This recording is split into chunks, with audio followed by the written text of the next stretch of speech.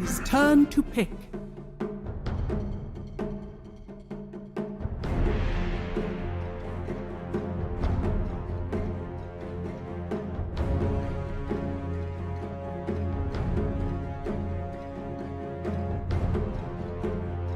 Seconds remaining. NAVI's turn to ban. Night Stealer.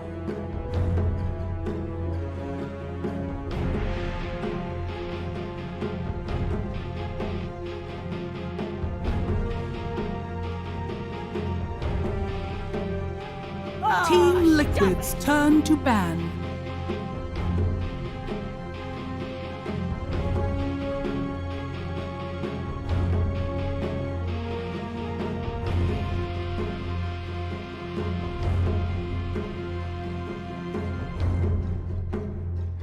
Seconds remaining.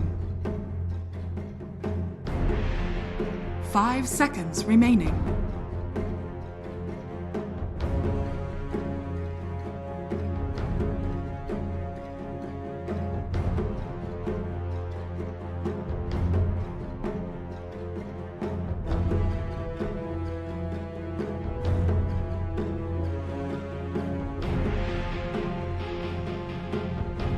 NAVI's turn to ban.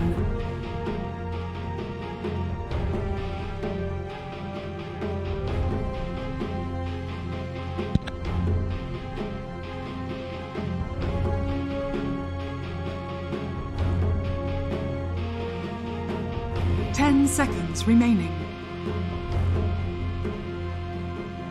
5 seconds remaining.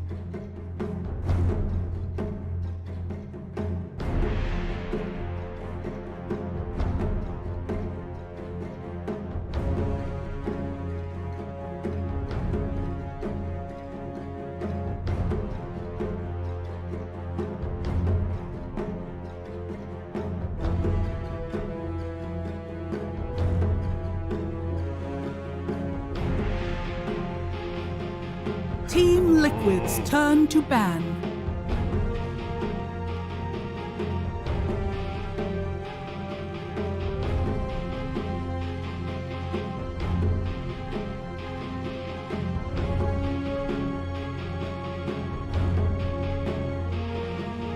Seconds remaining. 5 seconds remaining.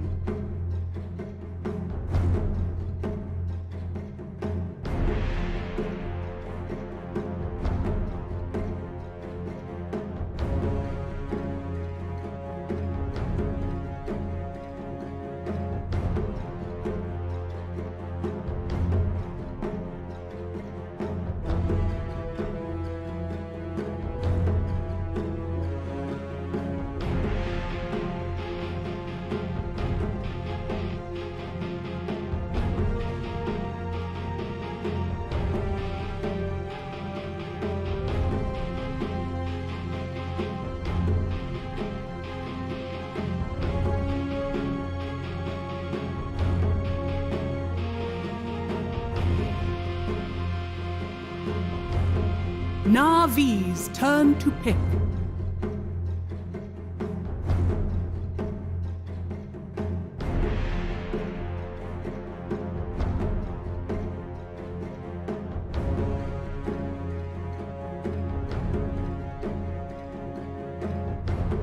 Seconds remaining. 5 seconds remaining.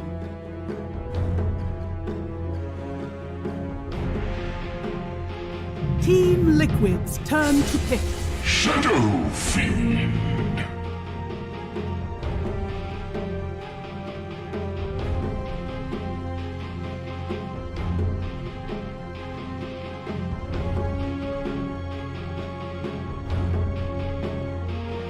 Seconds remaining.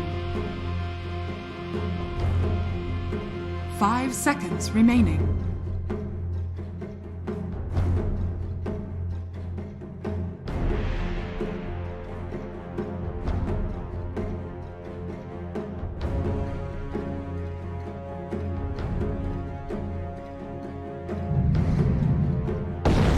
The sack. Choose your hero.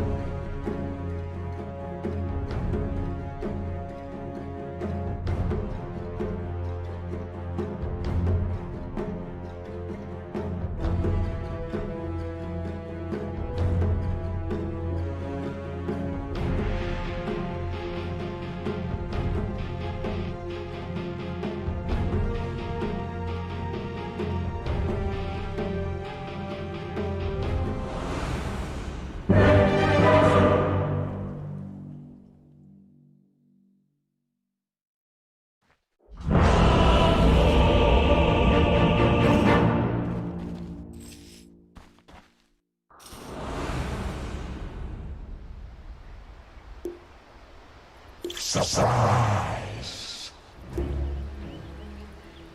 Thank you, panel. All right, now we realize there is a flaw here. We have two EU boys casting EU versus CIS, which is why we did bring in the CIS version of PyCat, and I will cover EU fanboyism while he shows us why NAVI is stronger with their draft. I think NAVI have a really strong draft. Distortion. For hero, for a general. Is it just the general? But I know, you know, CIS, they love their Shadow Fiend. When you saw the Shadow Fiend, did you instantly just bet your house on CIS? I think, I mean, SF is just the pinnacle of... It is. It's like every other region moves on, right? And I always feel like in the middle of times whenever we don't see Shadow Fiend, they're usually the first on its rise. And it's not because necessarily like NAVI or CIS in general are ahead of the game. It's because they never leave this hero behind. It's just they're waiting. They're already warmed up when it becomes meta again. You know, it's like part of this. Back in the, you know, back 10, 15 years ago, back when there was this house leagues, always the Russians played poorly in a game, they would just ask you to play 1v1 SF. Just always been there. But it was only SF. They wouldn't get baited in the hardcore Queen of Pain duel. They're like, no, we don't practice that. Just SF, you know. See, then you got like these new gen kids that are like 1v1 Pangolier. Speaking of Pangolier, I think right now Liquid is probably the only team I'm seeing run the POS 5 Pango. And is it because of like a team style that it works? Because usually most people refer to Pangolier 5 as pretty greedy. Probably it has something to do with the fact that they're one of the few teams. Pango 5 is like, it's a very weak 5 in terms, but when you get backed up with this hero, kind of get away with it. You can get some team fight through this, but obviously no. And also another thing you can't do well, which other POS 5 possibles are good at, is stacking, right? Like we've all been there where we're trying to help by stacking as a Pangolier and you accidentally disarm the camp and then they don't move at all. And that's kind of an interesting thing as well, because I say Liquid is one of those teams that does prioritize stacking a lot. Yeah, and I think NAVI, they opted to go Lifestealer in the bottom lane. Kind of a nice idea for the Lifestealer. Doesn't generally like playing against Slardar anyways. The high armor on Slardar and all this bash, can't really fight it. Lane the big, but you don't really care. There, and you're gonna sustain it. The Void Spirit should be doing quite okay top. I mean, armor is decent. Yeah, there was some debate from the panel about like Void Spirit. I think Lacoste on it, like the problem that he sees whenever you run POS free Void Spirit is like if you miss your timings at all, you are a really irrelevant hero. Do you think like this was the right call, that if they had put this in the mid, there wouldn't be enough scaling damage on a Void Spirit versus an SF, for example? I'm not really sure. I just think that I know the general really a lot. Matches and pubs and everything. Really enjoys playing this time shooting this comfort thing. Yeah, and it is a perfect here against what is just becoming like the most controversial combo in the offlane right now, the IO Slardar. Because you can escape in the end. You have some sustaining as this. You can nuke some range creeps. Yeah, and while he will suffer a little bit, the thing with this hero is you can sort of survive off levels. Once you have 6, you might see him kind of rotate, and maybe you're just the type of hero that can punish something like the Michaela Rat, because that's another thing that's highlighted. You know, there was an opinion that teams are sleeping on this hero right now. We've seen a few games. Usually it looks good whenever it has a save, right? Like you need some sort of hero that's able to bolster it up. Yeah, I mean, he's got the IO and also kind of just the bulkiness of the Lone Root and the Slardar, right? Heroes that just go in. I mean, the entire Liquid lineup is basically we're just going in. On mid lane, Mickey is getting low. Not enough get away on there. Nope. And always want to fly takes a bit of a pummeling on his way out as a result. He needs to be a little bit careful. He's bottling up. The stun will connect, but he needs to be careful as Iceberg's still nearby. Yeah, and he also kind of just used up all his mana. Oh, one more tap. They get it. First blood. Sania rotates, and they exploit the fact that bashes are strong and so is overcharge. Easy little pick off. So far, this early phase feels like Liquid are kind of getting away with it. I mean, one thing I didn't ask you yet. We have a rule, right? Whenever we see Liquid, the greedier it gets, the better they look. Like, on a scale of 1 to 10, how greedy do you rate this draft? I mean, the fact that they have the lone druid, right? It kind of makes it so that it's not incredibly greedy. So just maybe a 6. So you're giving them like maybe you're giving them like a 50% chance to win, going by the way they draft. Because usually, like, you know, they're up at like a level 7 or an 8 in terms of where they are in terms of greed. Yeah, so, no, it's not incredibly greedy. I mean, the Pango 5, you know, right? Yeah, that's a bit. Pango 5. Well, it's gonna say, like, on both sides, it feels like the kind of neither team feels like something is insanely greedy here, right? Like, you can kind of see both teams having similar timing. Dire's top tower is under attack. Yeah, I mean, both teams have, like, they don't really rely on any cooldowns fighting. Maybe the Pango roll, potentially the SF ult or Disruptor ult, but they're kind of, you know, more skirmishy type spells. You know, it's not gonna be, the fights are not gonna be centered around. It's gonna be centered around probably a lot like Slaughter jumping in, getting the blink, right hero, Void Spirit being able to init someone. You know, kind of what it's gonna probably come down to. Does it feel like in a lot of ways it's gonna be a race to see who can kill them in? Oh, right. Oh, right enough. I think he was out. I mean, I guess he thought I'll bait them because Shadow Beam was coming with a haste, maybe, but I don't know. I think Iceberg probably could have still hit that heal. Mickey? Mickey's gonna scare him away. Nice. Insane, he dodges that out. I mean, Iceberg had to be careful there because if he stays next to Pangolier and gets disarmed, it gets whoopsie daisy very quick. And you can see that the Iceberg is kind of quite far ahead of this Leshrac. Track only sitting at 17. Iceberg at 500. This is, I mean, while Leshrac may be underrated, at least to my knowledge, quite nice for SF if the first few levels don't go poorly for him. Has a pretty good time. Just the amount of damage you get. The race damage is kind of nice for them. Yeah, it feels like Leshrac's not really a hero that punishes 1-2 either, right? Because it's a hero that also suffers from low base damage, so you can't easily deny out the Shadow Fiend, and he should get those early souls, even though obviously you usually take the raise nowadays anyway. Yeah, and you can see now it's the top lane, quite already, he ported up here. He doesn't really enjoy sitting against his lifesteal, right? Just his bear just keeps getting hit, and he doesn't really feel like he has a purpose in the game. Only this kind of, I mean, he's bullying the offlaner, right? And he can eventually start hitting your tower, but bottom tower, the lifestealer tower hasn't even got hit yet. Lifestealer is pulling ahead in net worth and level. Quackbird feeling a little bit like out of place. Dire's top tower is under attack. Feels kind of worrying as well, right? Because usually Lone Druid, the thing you can kind of brag about this hero, gets levels easy, gets his first 1 or 2 items, and then it kind of snowballs with these tower pushes. Whereas Lifestealer is also this type of carry that with 1 item and a few levels, he can start to get involved and brawl with the enemy team. Radiant's middle tower is under attack. Yeah, I mean, the NAVI lineup has some very strong fighting capabilities. Hit, you know, this minute 15 or around 15 to 20 minute mark when all these spells have their levels, able to be very active. Part that we haven't seen yet is what Iceberg's likely to commit to here, whether it's going to be the magic fiend or the physical fiend. This type of game, I want to say I'm leaning a little bit physical, maybe. Yeah, I'm also kind of thinking physical. Just relying solely on the lifestealer to deal damage can be a little bit, it can work. It can feel a little bit funky. Radiant are scared. You know, BKBs on some of these heroes and just. Also, I think against the Pango, I think it feels kind of nice to have some extra physical damage, just being able to hit this roly-poly.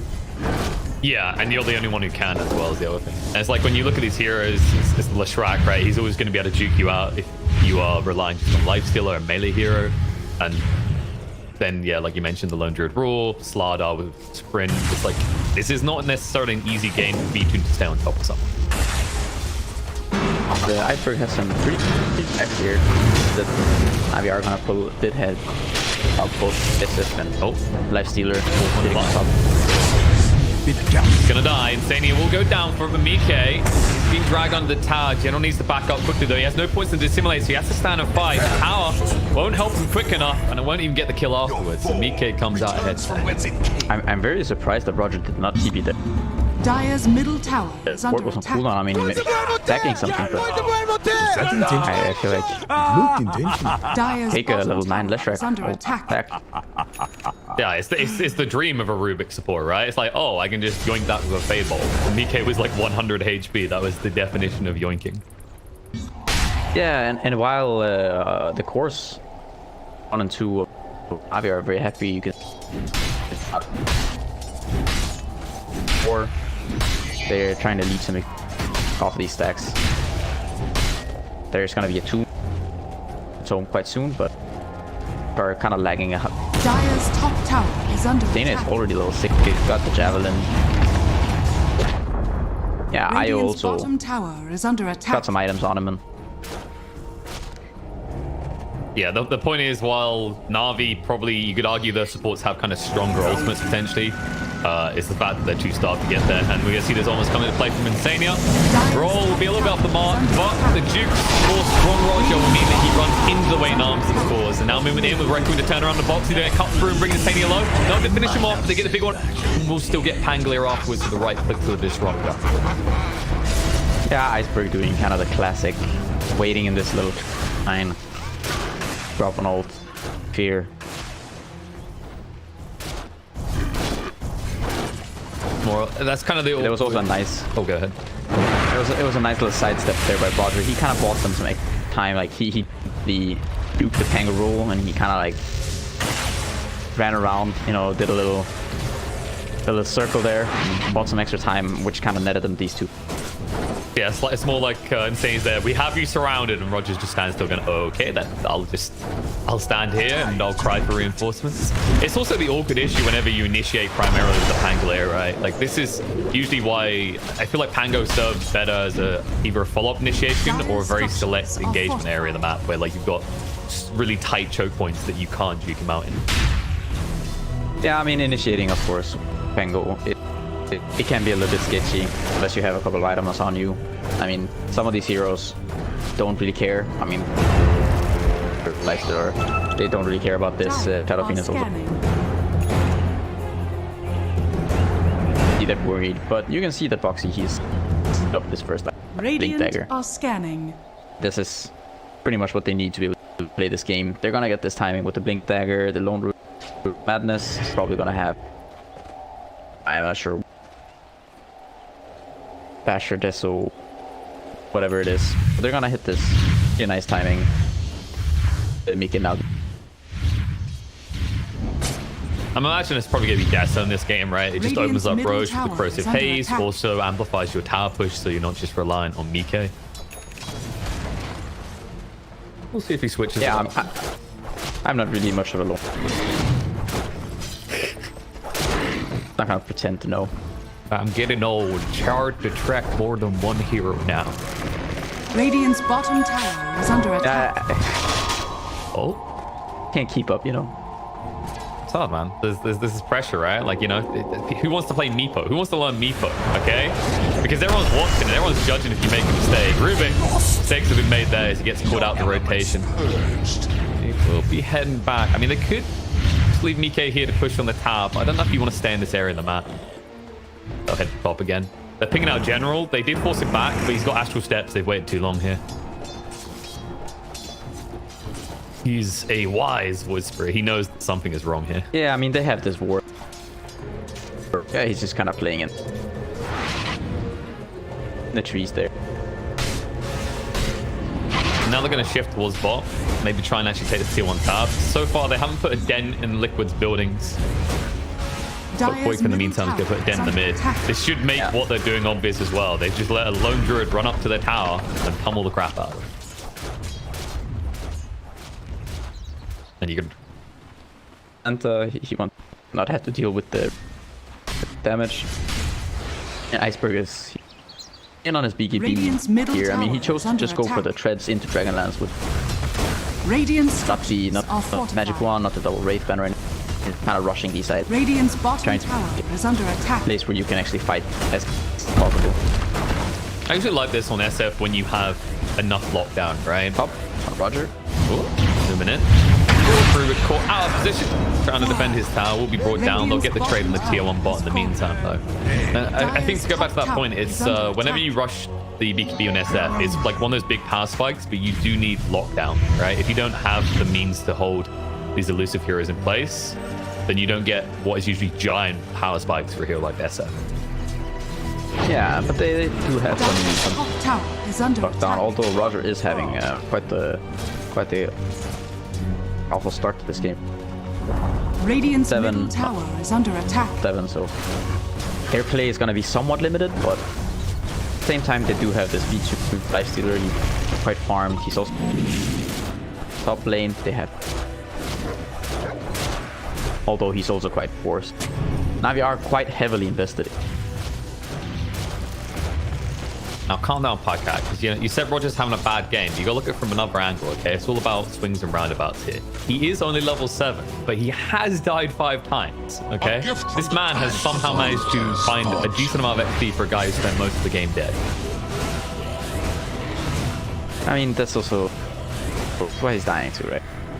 He goes to kind of the places on the map where no one... Foxy there with... I mean, he's just taking up the places where no one else wants to be there, so he's... Radiant's top tower is under attack.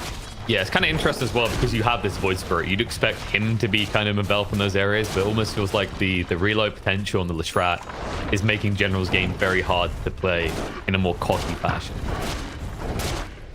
Yeah, you can see suffering. Now, the Deso now on the lone druid.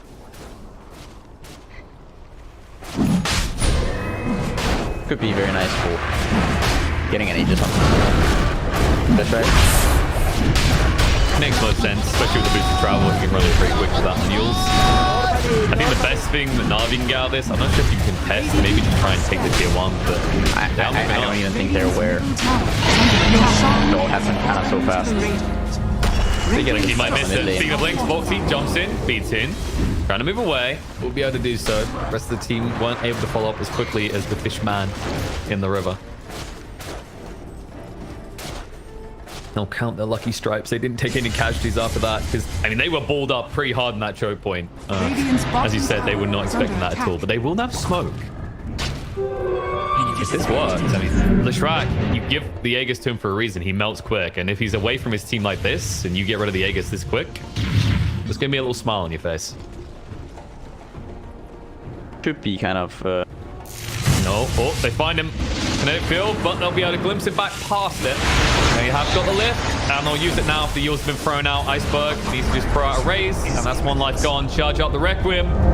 2-2, we're ready to go again. Reinforce coming in. Foxy with nice stun. Covers Mike, and nice reload to get him out of the way. Is under attack. Him on the side though, Quakefor. He activated the ultimate, he wants to go in. Sania, charge up the wrong thunder, blink through. That's the back line, Stun's gonna come and disrupt that. He had to use the stack stun, he can't throw it down, he's dead. They're gonna chase forward, they do see an Iceberg as well. One route would secure a death here, forcing out the BKB, gonna charge up the Requiem to scare them away. V2 turns around the bear as well. It is disarmed, they're trying to actually heal it up. Tiger's trying to save the bear and get it out in one piece, but it's done. 300 gold going the way of Navi, but with the BKB running out, the pings come out. Infest to try and get Shadow Fiend away, but Root's going to be there. Remnant to buy a little bit of time. V2 knows they have to fight now. Quick fuck. Bear is bound through real quick. Iceberg down to half HP, trying to retreat from this. Nice stun though. Foxy secures the kill. They'll chase forward looking for more. TP out by the Void Spirit will be successful, but V2 just about gets the rage out. However, they are fast on the side of Liquid. And they are hungry. This bear is looking to munch you up. Always want to fly, cannot save him. They're going to lose 2 cores and a support, and they use that big BKB for all of nothing. Yeah, and that kind of, a lot of this I think happened.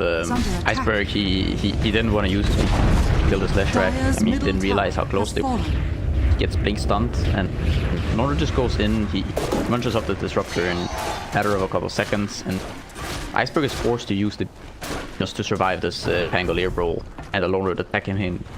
Dire's middle Ult tower to clear is away the under bear. attack. And after that, they just didn't really have enough damage with the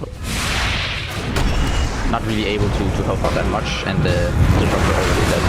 Well, at least on the fly, at least got the casters off. I'm sure it was the one he was looking for. Saying to say buy on the way away from Iceberg. And I mean, this is kind of the worrying thing, right? Like when you actually compare these two drafts, that top fight was a perfect example of how this reactionary draft Liquid have with the Slardar, with the Eye Relocates, can exploit the weaknesses of Navi supports. Because I feel like with the Requiem, with the kind of like the Glimpse, there's plenty of time for Liquid to always respond to Navi's initial or follow-up engagement. I think the issue for Navi is a bit of a tough time finding initiations. I think this could potentially help, though. They have now the Ether Lens and also the pace on the Rubik. I think coming fights potentially we could proper engagements where you can start the fights with the kind of further away. You also have now the pace to help amplify the damage of both the Lifestealer and the Shadow Fiend. And the General is now gotten the Yule Spirit, so he's going to be able to play a little bit more aggressive. At the same time, though, Mickey's getting very close now to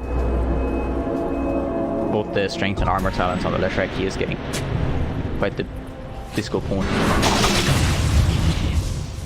A little bit spooky. I mean, when you see Insania playing this cocky up in their face, they can glimpse him back to punish it now. They'll be able to do so. The heal 10 by Tiger's not good enough. Insania gets caught in the low ground by the final right click of play. They're hunting. This is kind of sad. Okay, now General has finally got his level 2 active there. That was feeling sad to watch him try and mobilize. He does get the cut. It's not enough, though. Tied to the impurities. And they haven't got the creep wave either, so they don't even feel confident. They've come in this area, they're not able to even get an objective out of it. Dire are scanning. Already porting in Steve Bounty Runes. They're not losing. There's even this. They're probably gonna get this kind of high ground there.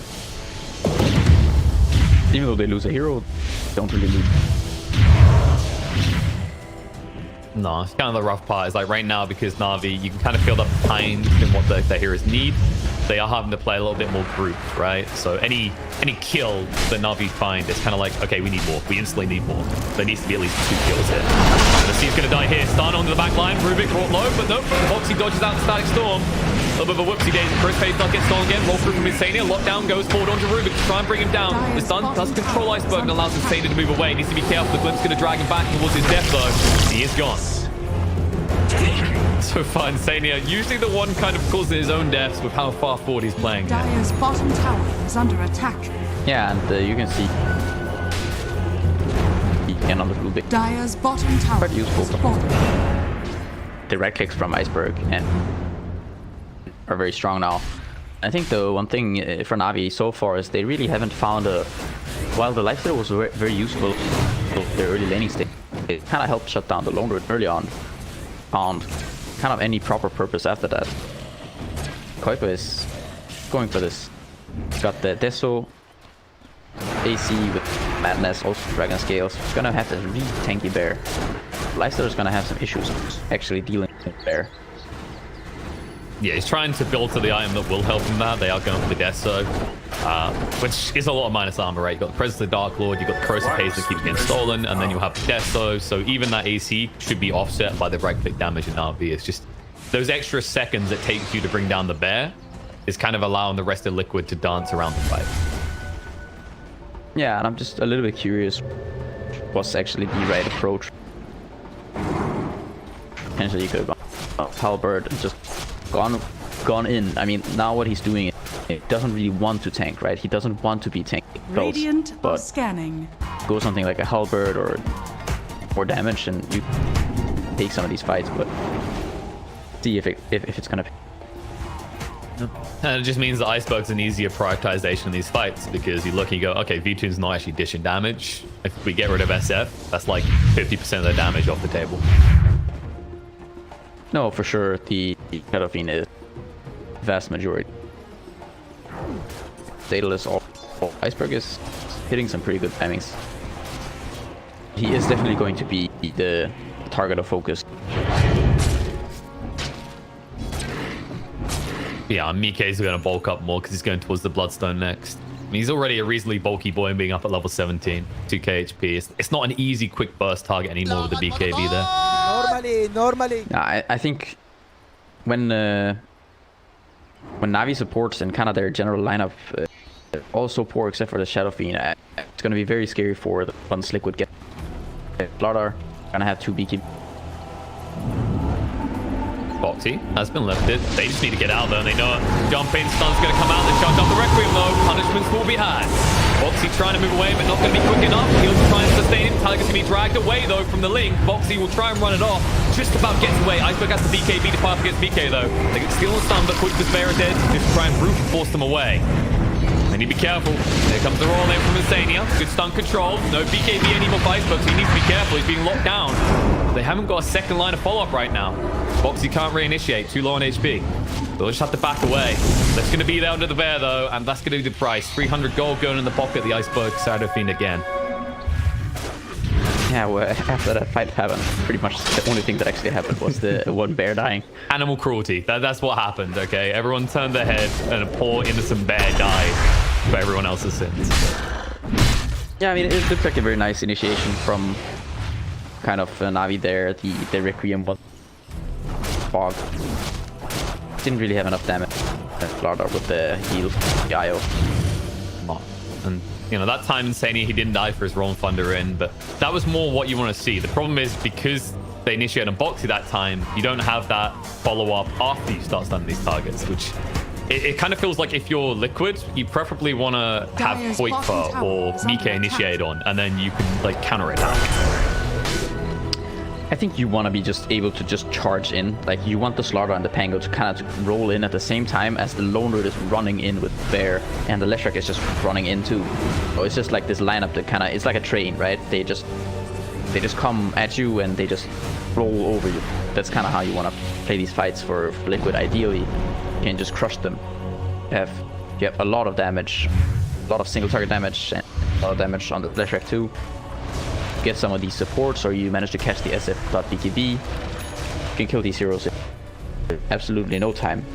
What you just kind of said was, let's turn shared unit control on and let Insania just drag us all in at once. Pretty much. Yeah. Used to be the one just going in, so why not? No, but at the same time, you have to, of course, be. I mean, everyone has to be present for these, right? They have to be the vicinity. They have to be close to actually deal damage when you. Yeah, and I like the Navi. While yes, they are suffering net worth-wise because of continuing to play that balled-up style. Because the problem in this game that they have is with the Leshrac boost of travel, the IO, the Lone Druid. Like, your lane's going to be pushed in, and any attempt to like quickly gank as 2 is going to be responded by 3 from Liquid. Yeah, I mean, it's kind of the IO factor. They need to sort of split the map, but at the same time, they're also a Slaughter. So it is very scary to split. That's why, I mean, heroes, they're suffering. Like, ideally in a game like this, I think you would want to have a Void Spirit that's way higher in terms of net worth, so you can feel comfortable running around, drumming these lanes, and becoming more of a core. Because this game, Navi now, they pretty much have 3 support. Look at the net worth of the Void Spirit, much down there with the IO and the Pango, and their own supports are even more broke. Much just the Shadow Fiend and the lifesteal. I mean, well, even then, I'd say it's like 3 supports, a tank, and a DPS right now. Like, yeah, pretty much. Because like V2 is trying to build these right-click items, but every time you look, you're like, eh. I mean, how you can't really stay on top of these targets. You are just genuinely the frontline tank. No, for sure he is. I mean, he has now the Orb of Corruption. It's definitely gonna help out a bit. You know the beautiful thing about Dota is though, Pycat? You know, we can have 3 supports. There's games out there that only allow a maximum of 2 supports, okay? We could have 4 supports and 1 carry on the team. Yeah, I mean, I feel like that should be every game. Of course you do. Just the sound of money trickling in your mind right now. Deuce is 6 slotted when everyone's got 1 item. Bottom tower is under attack. So the Naga days of old, those were the best. Yeah, good old Radiant, I'm sure, like, Octarine. I'm sure like the other 80% of the players playing these games totally thought that was a great meta. They loved that. I totally loved having like 2k net worth when your Naga had 20. I think 100% of the players in a game. Oh my god, they bring low. Nice defensive trying to save, but it's too late. The machine gun Bashes come out, they bring him down, turn around to try and eradicate Bo3. We'll get him in the end, but Mike, he melts through Roger on the back line. The buyback comes out, they found more. V2 gets melted through as well. General is high on the run. He's running out of resources to escape with no astral steps left. It's just a matter of time before the void spirit becomes a spirit in the afterlife. Dire's middle tower is I mean, under this is kind of the type of initiation that you would want to see with they just go in, they catch the SF without the PGB. He tries to help out, but I think he was a little bit slow on the best. I think just has a basic spell, so I think the amplify damage there. Dire's middle tower. Maybe that could have helped him out. I'm not even sure, but you know, they don't have any lads or medallion or anything, so armor on the Shadow Fiend is quite limited, especially against this Basher AC Mask of Madness Deso on the low druid coupled with damage, so he does go down incredibly quick. And V2 not use the break this amplify damage. It's yeah, I mean, oh, I was just gonna say, it's also, you look at generals, like, what is he doing in that fight? Like, how can he turn anything around? Like, usually we look at Yules and we say, that's the best item in the world for Void Spirit. But you can't use it well defensively in this game. It sets up 2 stuns. Aggressively, I don't think we've really seen one, like, big aggressive play. I wonder if, like, yeah, what he's doing now, Solar Crest or Lotus or something like that, just rushed, might have served a bigger purpose here. As you said, he's playing the support role. yeah, I think potentially. I mean, he wants the Yules survivability. That should help. Getting something like could have helped out, but it's also, you know, speaking from the scenario which we witnessed, you know,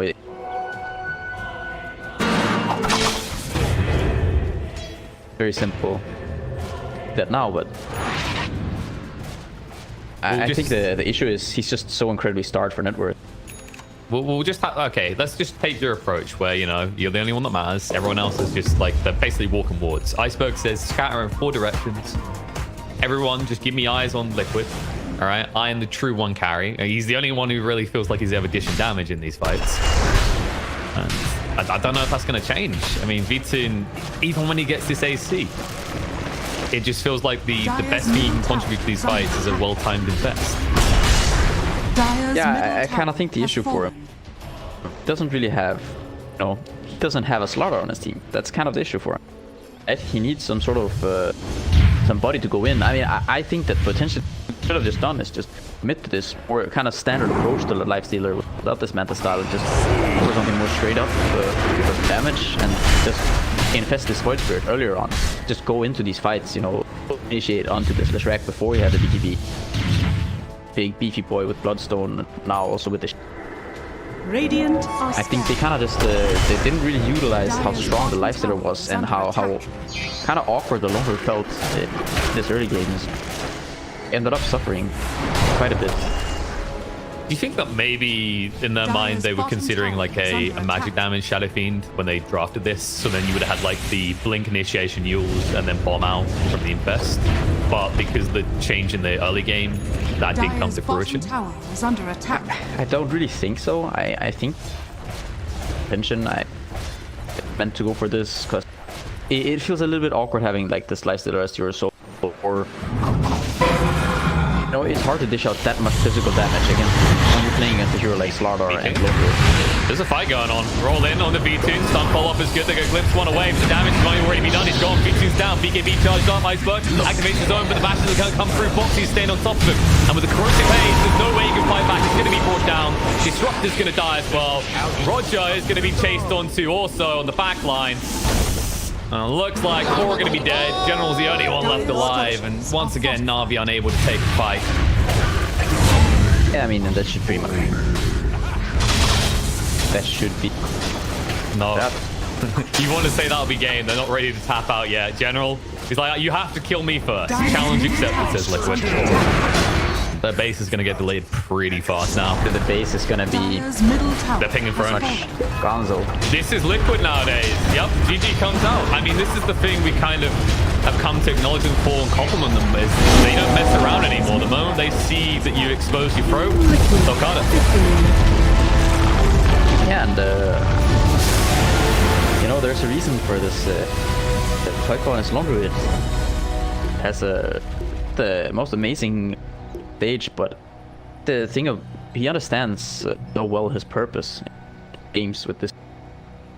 he makes the most out of, you know, pretty much any given situation, even though he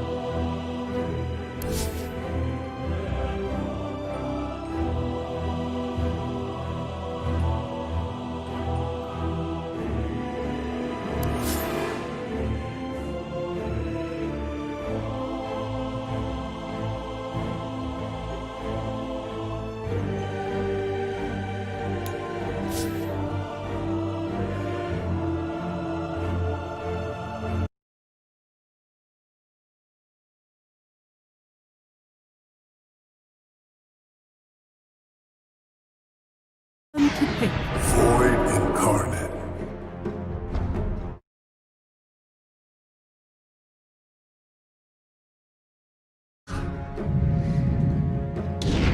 Faceless Void.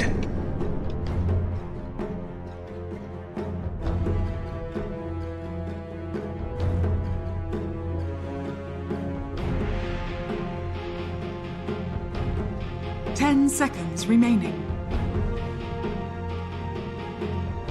5 seconds remaining.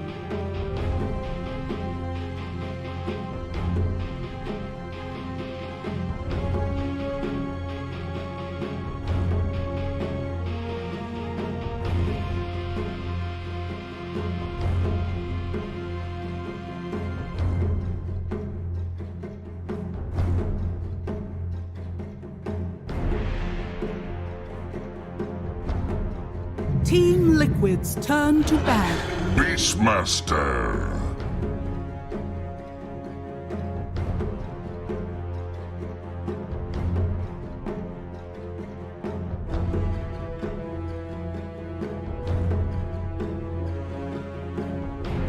Ten seconds remaining. 5 seconds remaining.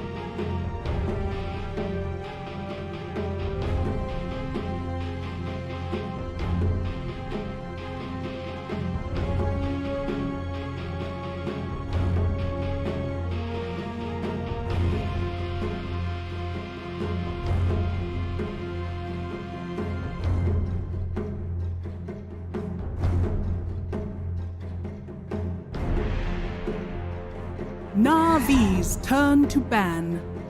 Team Liquid's turn to ban.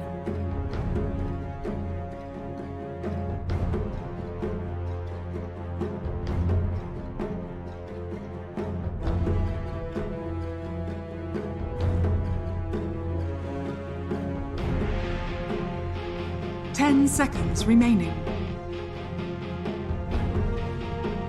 5 seconds remaining.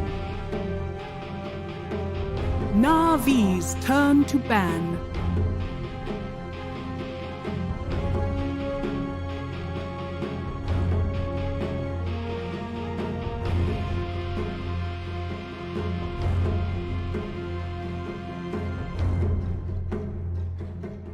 Ten seconds remaining. Team Liquid's turn to ban.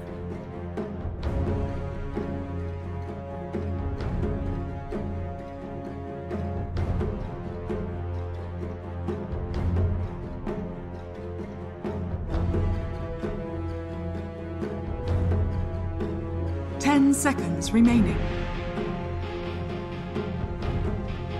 5 seconds remaining.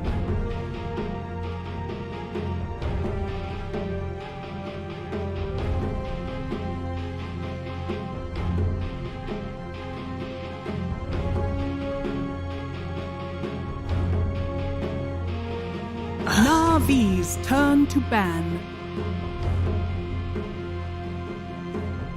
NAVI's turn to pick. Team Liquid's turn to pick. Jen.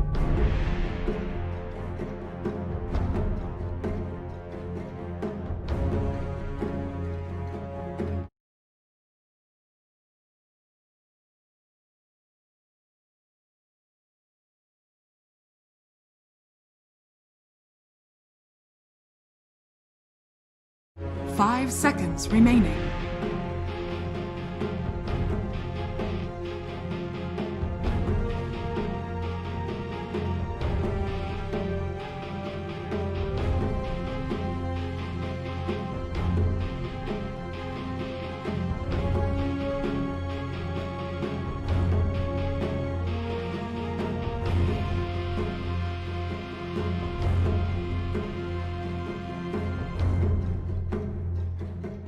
NAVI's turn to pick. Earth Spirit.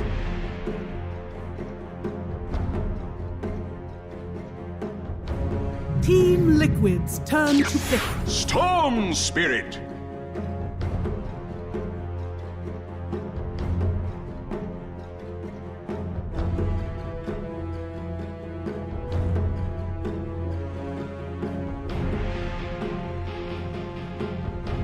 10 seconds remaining. 5 seconds remaining.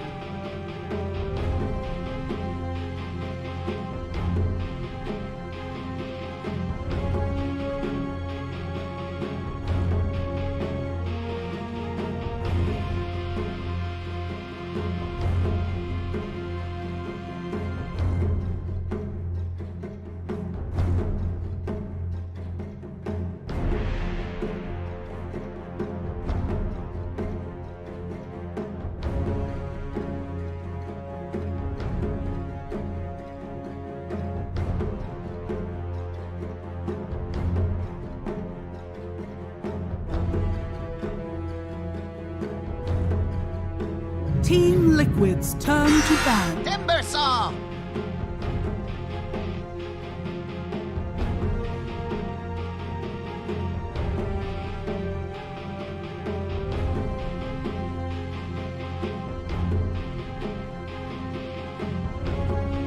Ten seconds remaining.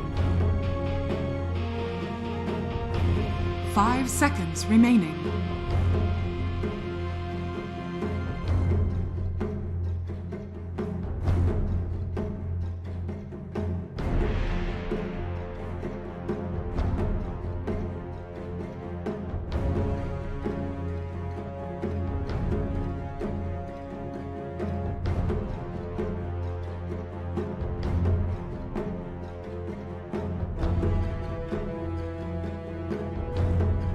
NAVI's turn to ban.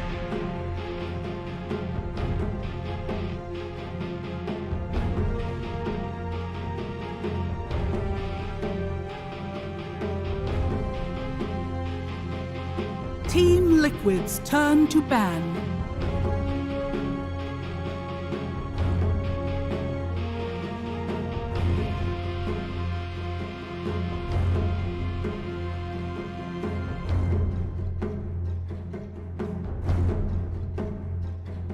Ten seconds remaining. 5 seconds remaining. NAVI's turn to ban.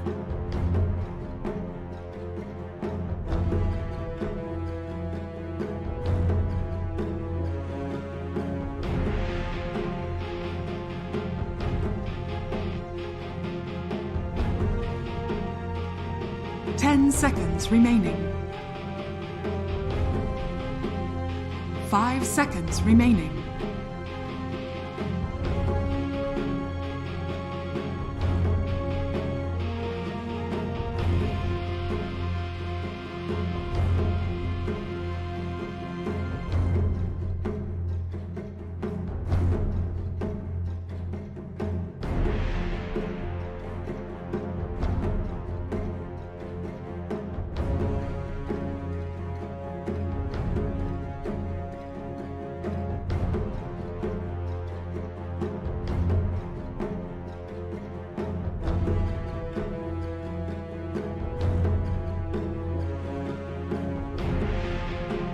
Team Liquid's turn to pick.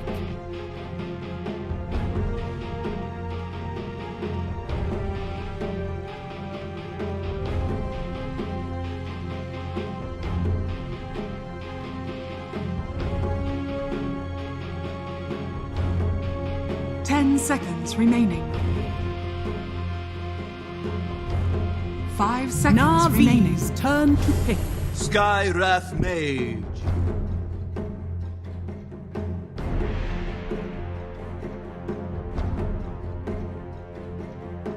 Going to burn mot det! Going to burn mot det! Nice shot! 10 seconds remaining. 5 seconds remaining.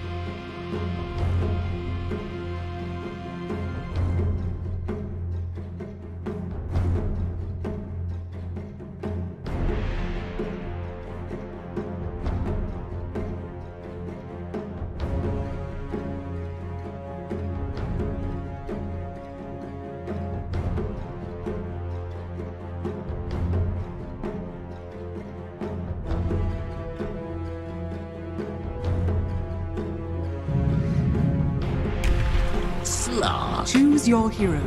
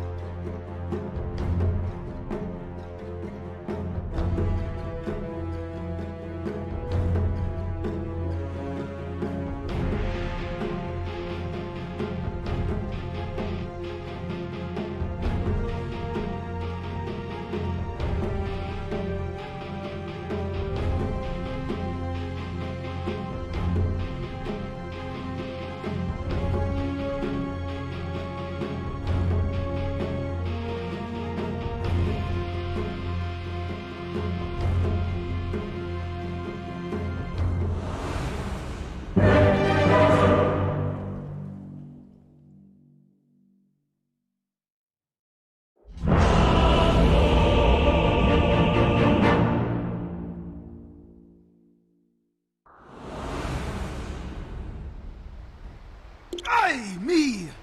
Lakad mo, Toton! Normally. Prepare for battle. Ladies and gentlemen, we are going to take a trip back through time, back through the void, to a time of relevance where Pycat was playing against this combo, and is clearly why he was not able to win TI4. It is the Faceless Void and his magical Skywrath man. It's back, Pycat. Back in the old days, I remember the Skywrath was played, Wraith King played constantly. I remember there was the unbeatable position by Wraith King. So Zion Wraith King, the roaming Skywrath Wraith. Days of old. You can nowadays though, I think Clark Void matchup bit. 30 seconds to I don't think it is as terrible as it used to be. Changes to the pounds mechanic, right? I can't time walk. Yeah, you're trapped there now. It's not not terrible. Of course, you don't want the chrome. A little bit further of the chrome. Like I was mentioned, I think Hand of God, and there's the mech. And while at some point, of course, Void potentially Navi play their cards right. Battle begins. They're gonna have this really strong offense. They're gonna have they can kind of suppress enough. They're gonna have two very. Then basically, go ahead. Sorry. Basically, off of how the mid matchup goes. They can push this top lane, and the Beastmaster does well. I think they have some good chance.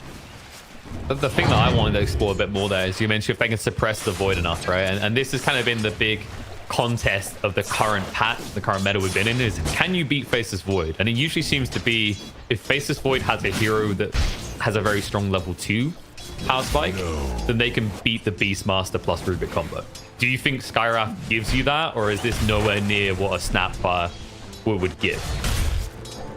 I mean, I definitely don't think anywhere close to either like the Crystal Maiden that was banned out or the Snapfire. I think the issue for a lane like this is the fact that they can't really kill boars. I think the boars are kind of what make it annoying for them. It means you can't just walk up and just farm freely. At some point you're gonna get pushed. Summons. And that's kind of where Void has issues early on, since he doesn't have any way. Yeah, and you definitely suffer as a Skywrath, right? Because you've got 0 armor, so these balls just munch away you. Even a Rubik that usually has low damage, you definitely start to feel the pain. And makes me wonder if you just like made the kind of lane very easily. Like just get sticks. And I guess my big worry is they will always, as the game goes on, have this Skywrath plus Chrono combo. But is it me, or is it very easy to just initially pick off Insania in these games? Yeah, I think it can be relatively easy. I also think Mickey has to be a little bit careful playing. There are a lot of ways that this Void can die before he... Pretty much any sort of initiate. Pounce or if it... A lift, like the Void can die very easily. They don't have any save. They have some backup into Skywrath. Kind of depends on, you know, if this bottom lane goes well for Boxy. Quite strong, then I think they're gonna... Chen is quite strong in a lane like this, I think. Not really any burst damage in this lane. No one is really expected to die that easily. It's gonna be a war of attrition.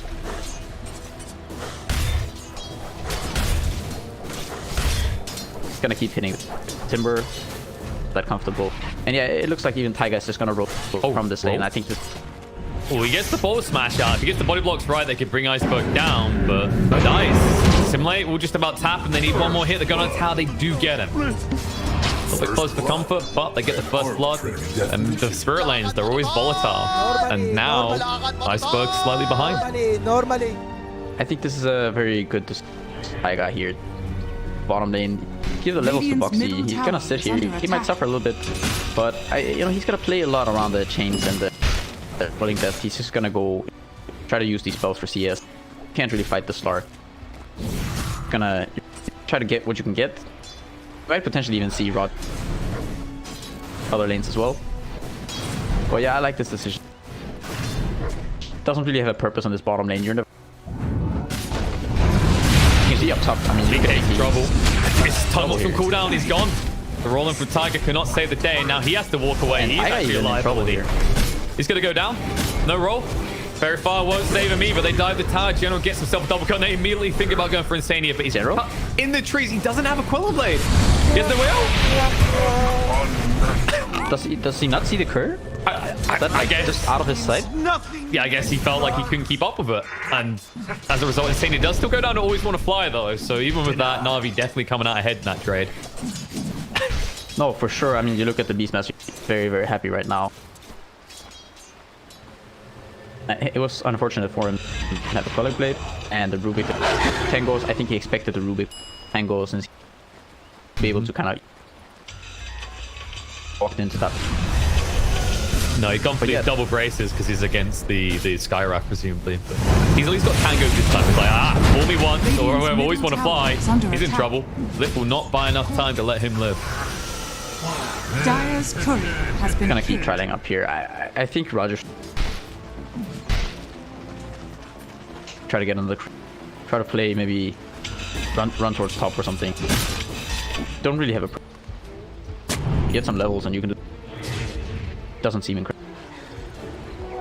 Yeah, it's the fact that, you know, Slark is not going to really struggle, but the Timber is past the struggle point. You can't really shut him down. Once he has 2 points in reactive armor, you know he's going to sustain. Yeah, there's no real point. He also has the arcane. Got, I mean, 6 mangoes. Gonna just constantly spam this. I amplify my impact. Meanwhile, in the mid situation, you can see Storm Spirit's at least keeping his lead because, of course, the thing that he can do much better than a Void Spirit is he can just go jungle. Back. My eternal. 5 stack. Oh. Can you just hear the gold noise right now in your head?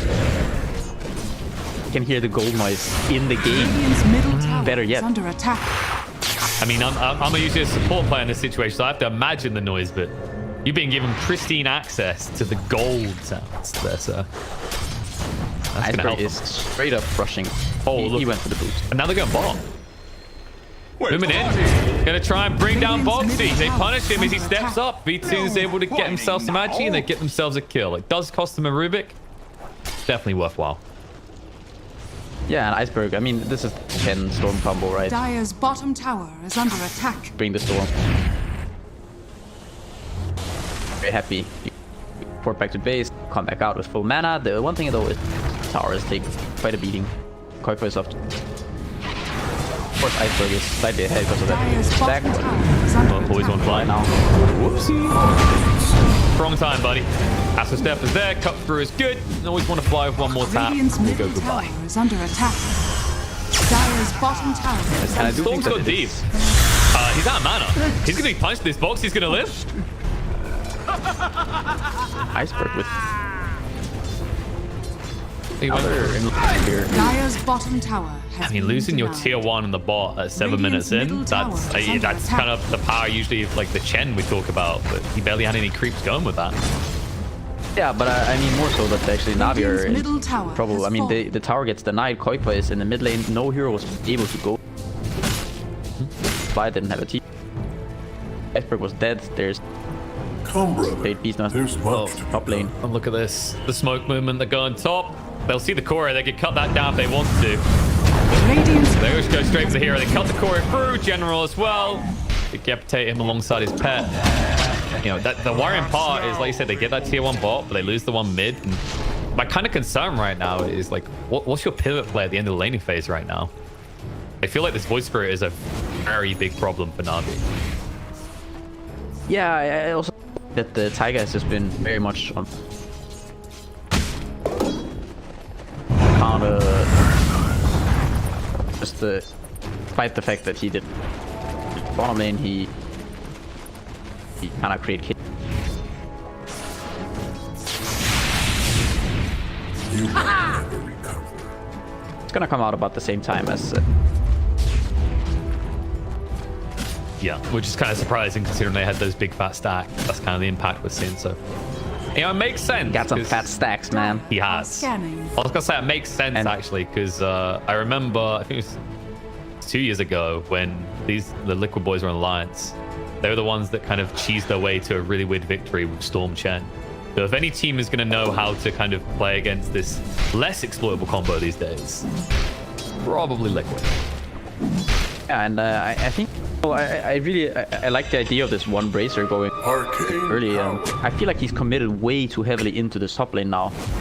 The double bracer with the Orb of Venom, and Radiant's bottom tower also is always under want to fly. attack. Kind of, he left this lane, and now the Beastmaster has been struggling quite a bit. You know, the Void, Dire's he's structures are fortified. levels ahead of this Beastmaster.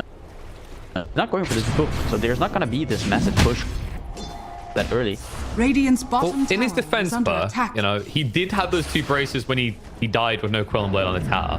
But more importantly, you'll know this if you've seen him in the pub games enough. General, he's a big fan of braces, okay? This is that stopping at 2 is impressive because he used to have a big problem with his choice of items. Usually you'd see him with 4 braces every game, no matter the hero.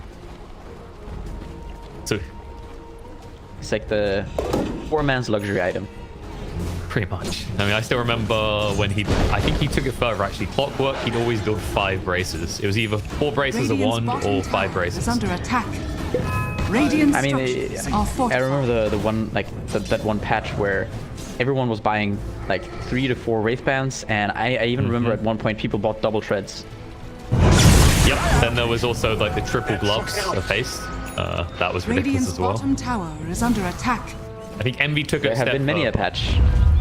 Well, I think Envy took it Iceberg, the though. extreme. I think he had like one patch. There was one game where I think he built 4 gloves of haste. It was either 3 or Iceberg is 4. very close. It was a lot. Just feel like that. Radiant's You were gonna say he's bottom almost got the tower orchid, is under right? attack. But then have a look at Quickbuck. I mean, these stolen stacks will get him there first. Quickbuck needs to move away because Primal War was ready. They're coming though. They're reacting. Radiant's bottom tower is Rolling. Tiger wants to break up the fire a bit. Magnetize to cause the chaos. Primal War is going to be forced out, but it's defensive. Tiger stands his ground. Will be brought down by the creep army, but they're moving in. General's going to be left behind. They don't want to give over a good chrono. Quickbuck moves in. Remnant is there onto Roger though, proving that not only one Void can combo with Insania on this Skywrath.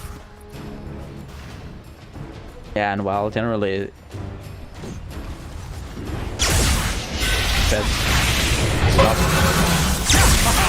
Bringing them low. Yeah, this is not enough. Dire's middle Nice lift. tower is under They attack. just don't think you got damage anymore. Iceberg's out of mana. Insania will arrive. The sun's going to go out. They can turn around the Rubik. I'm surprised they didn't just go for Iceberg at that point. The roll in, Tiger ensures that Rubik's going to be the one who's punished. And they need to get the Storm out. 0 mana means no fight time anymore. Ali does have this Orchid. Comfortable, Dire's middle tower but they is can't under really attack. take these fights. I mean, the Chen feels pretty. Doesn't really have. You can kind of feel the desperation, right? Like you get this Orchid, you immediately want to find value, and your target is a Timber Saw.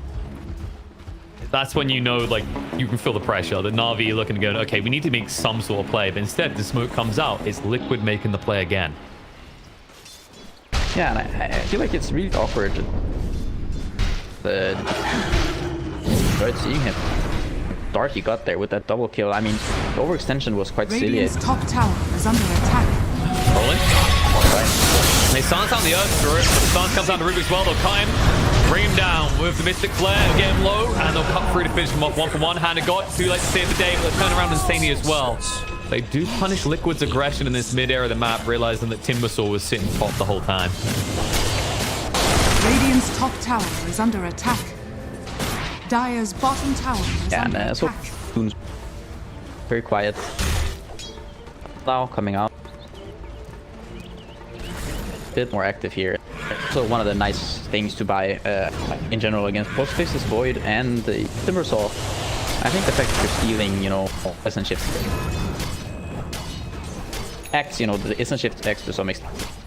A mana burn too. That so. Radiant's Running middle out of mana. tower is under I attack. think the And if you best ever find way yourself- I've heard it described is like Essence Shift is pure damage. Is the other thing as well. Yeah, and it's easy for this Void, you know, if you ever presses this mess. Radiant's yourself in a- top tower is under attack. So far, though, they haven't used the Chrono at all. Like, they're just finding these pickoffs. They have enough lockdown that the Mystic Flare has been finding big value each time. And now the smoke movement, Na'Vi. It's going to break at an awkward point, so they just back away. There's a lot of priority around stopping the side of Liquid from getting their hands on more tier 1 towers. Radiant's top tower But is it's like the the Timbersaw. Boxy's just, he's posturing up, standing in front. Bought this soul. Very, very tanky. The amount of resources. Doesn't really feel like it's gonna be. Radiant's top tower Especially if is you're a under hero. attack. Radiant's top tower has fallen. I've heard some people say they wish they'd bring back the damage talent for Timber. Well, me can't. He gets away. They need to run. They need to run right now, and they know they'll get out. Radiant's top tower. They're going to keep an is eye on under him, attack. but it's the Chrono factor. I think they're too scared. Yeah, I also think they overlapped their kind of stuns. I mean, a Void with amount of HP quite easily to stuns, or the heroes are just. They still have the Primal Roar to play with. They're actually going again. They're going to move in onto Mike, stance him up, pound fall up as well. Stun control looks decent. We'll get him low. One more hit needed. They'll get it. The also burns them out. Roll. Punishment incoming though. No mana left on Storm's in a bit of trouble. They get cut in, dissimulate to do a dish out a lot of damage. And Iceberg will just go for TV away. The Remnant gets blocked by V2 and the Primal Roar comes out. Timber does arrive. He is going to be able to punish Iceberg in time. But now they chase forward to the Koi for bringing him down. V2, he has now used the Shadow Dance, but he can hit into box. He forces him away under the tier 2 tower. He'll slow down the pursuit, but will he slow down? It's always want to fly. Has stolen the spell away from him. With this and with no mana, they thought about it, but Boxy just too tanky at that point. They'll let him get away. Na'Vi, they get the bigger chunk of the pie. Is mine. They're not done. They're finding some very nice use for. Ooh, no. V2 thought about sending the message, but decides against it. They do know about Insania, though, by the way. Ooh. I think you can, don't worry, it's just something's going to get plucked. You can continue your analysis there. No, I mean, the Slarky is off to a very good start. So, both cores here, even though despite the storm that's here. Okay, I mean, it's not the 4 kid. Probably the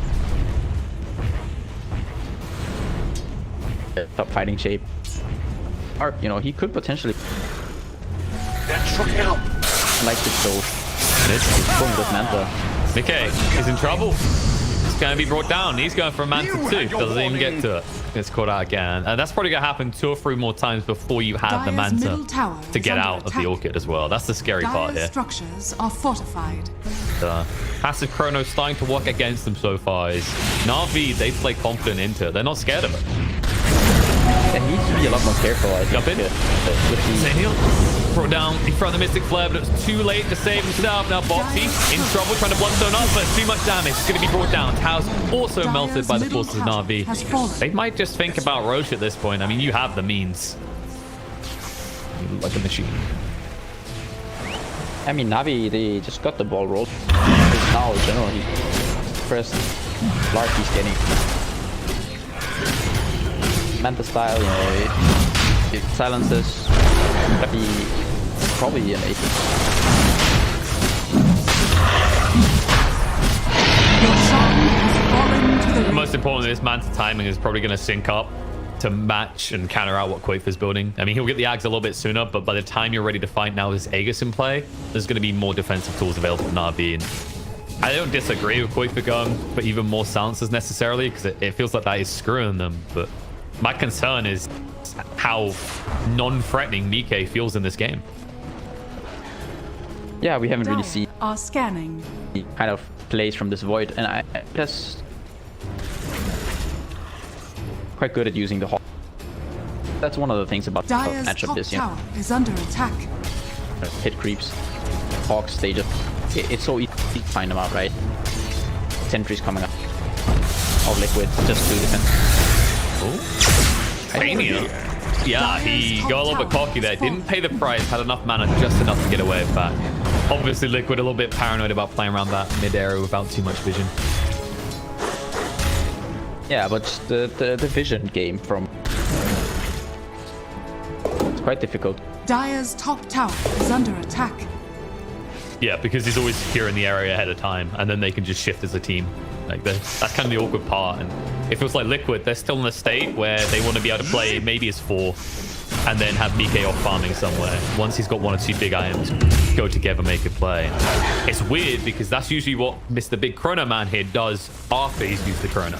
Not with it still off cooldown for 18, well, not 18 minutes, but basically he hasn't used it since he's got level Radiant's 6. bottom tower is under attack. Yeah, he doesn't really feels awkward for him. He really wants to get to the kind of have an essence ring. Gets the essence ring and the Manta, it's gonna be way. Radiant's bottom tower is Navi under are attack. very much in control. Yep, and they're proving it. They find Tiger next. Spirit action. Navi once again coming out ahead. 5k net worth lead now, and I mean, this is kind of the power of Beastmasters. Immediately after these kills, you can just go into a push if you want, but they go hunt for Dire's Mike middle again. tower is under This time, he's not in the triangle. While you know, earlier we were talking about how the Shadow Fiend is also the same thing goes for Dire's 10 Beastman. structures are fortified. The origin Radiant's bottom tower art is style under attack. kind of invented a Dire's push. middle tower is Oh, under yes, the attack. the classic brought kill. this- Now what? Yeah, he kind of just brought it into the game. I Dire's middle tower has Forward. fallen. catch my drift. He It's looked always to been there. perfect it. Yeah, I mean he's the one who kind of embodies it. Like BZZ Genau. with Pugnaset, you know? People just have that. Oh, Mike, no, he gets caught. Beaten sees, Beatun destroys, and Mike's Essence Ring will not save him at all. He knew that the pounds was off cooldown, but there's the clumsy net. Oh, and now Fordham quick for next. If he gets hit like Clumsy Net, he'd be in trouble. Luckily, it's on cooldown for 10 seconds more. Force uses final astral step though, and then Sadie needs to be a little bit careful because they can turn on B2. Hit up with the Mystic Flare. Stars comes out, but not for long. Dark Pack gets it off, able to move away. Bo3 does get out as well. But once again, you know, Liquid just reacting, not able to make any sort of active play. Luckily for them, the lanes are pushed, so Na'Vi don't have a clear objective immediately afterwards this time. Liquid's map feels very small. Very difficult for the out on the lane. And there's the divine. There's the summon, the recall by Chen. Yeah, the Divine Bringing Favor. the Storm or the Slark around the map. Incredible mobility, coupled with the Hawk of this master. The game is very strong. Very difficult for to kind of maneuver around on this map. Come on. It's just always looking into the void going, are you ready yet? I mean, he's almost got the Manta now, but with the new items coming in, I don't think you're going to have a choice anymore. You're going to have to be ready. But in no way does this Faceless Void feel comfortable in this game right now. No, and it's, yes, you know, now you are maybe going to be able to survive. Question is, can you chrono damage is okay-ish. I mean, they have the Dire's Skyrath top Mage. tower is under They have some attack. damage out of the Sword Chakram, but not amazing by any means. fight is not incredibly superior. Their high ground defense is not the strongest, so... Tower is under attack. They're going to do Thomas smoke. Silence on silence. Iceberg catches himself up. He's got that Aegis to play with. Bloodstone's going to keep him up healthy at the moment. But they do get through it, and Remnant is waiting when he comes back up. Say he did have to use the Mystic Flare. Nice use of the Chrono, though. Going to catch on to him in the Gen Army as well. Trying to burst through Iceberg. Now he's going to look to start from the back line. Roll through is good. Oh, God, trying to keep him up. Iceberg getting him away. The Prime Raw stun is good enough to turn around and bring Mike low. Trying to move away from this, but he's dead. Time dilation will not save his day. Bo3 just being ignored. Quickfire has to cut and run to the side. He's going to turn, try to run through them here. He has brought them low, yes, but they've got enough sustained that now Bo3 might be in a world of trouble. He will bring down General, but he needs to get out now. Remnant, off the mark from Always Want to Fly, runs into a different one. Storm Spirit, straight across onto Quickfire. Nice stance coming out from Tiger to try and protect him. No quick follow-up is good so that he can't pursue. With that big fat mana pool, it won't be enough. Quickfire does get out, and in the end, not a bad fight considering you had to get through the Aegis first. Yeah, at the same time, though, survives. Mika dies in the kind of the house. Almost 5k gold. Lark getting cut. Matchup is, I mean, it's not what it used to be, but also when the Slark is this far, not a very comfortable matchup. Like I was mentioning earlier, you know, went for this diffuse. The Manta, to some extent, it actually kind of makes sense when you think about the diffusal.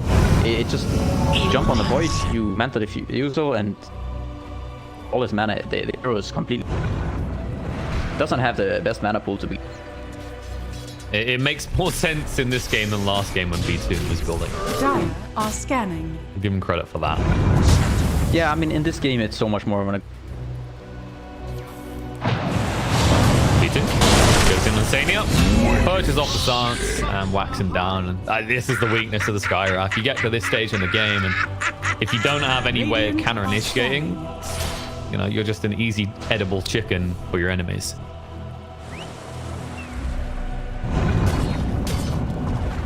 See the hesitation. And Navi are just staring from feet. Quickfire.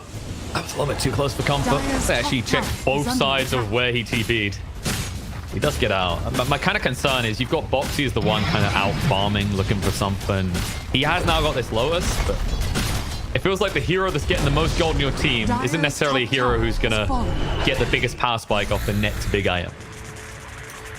So it is very difficult to carry in a game. You have to get... at some point, I mean, this would become an... just get to it. But, you know, we're quite far away from there. Navi are kind of mounting this imminent...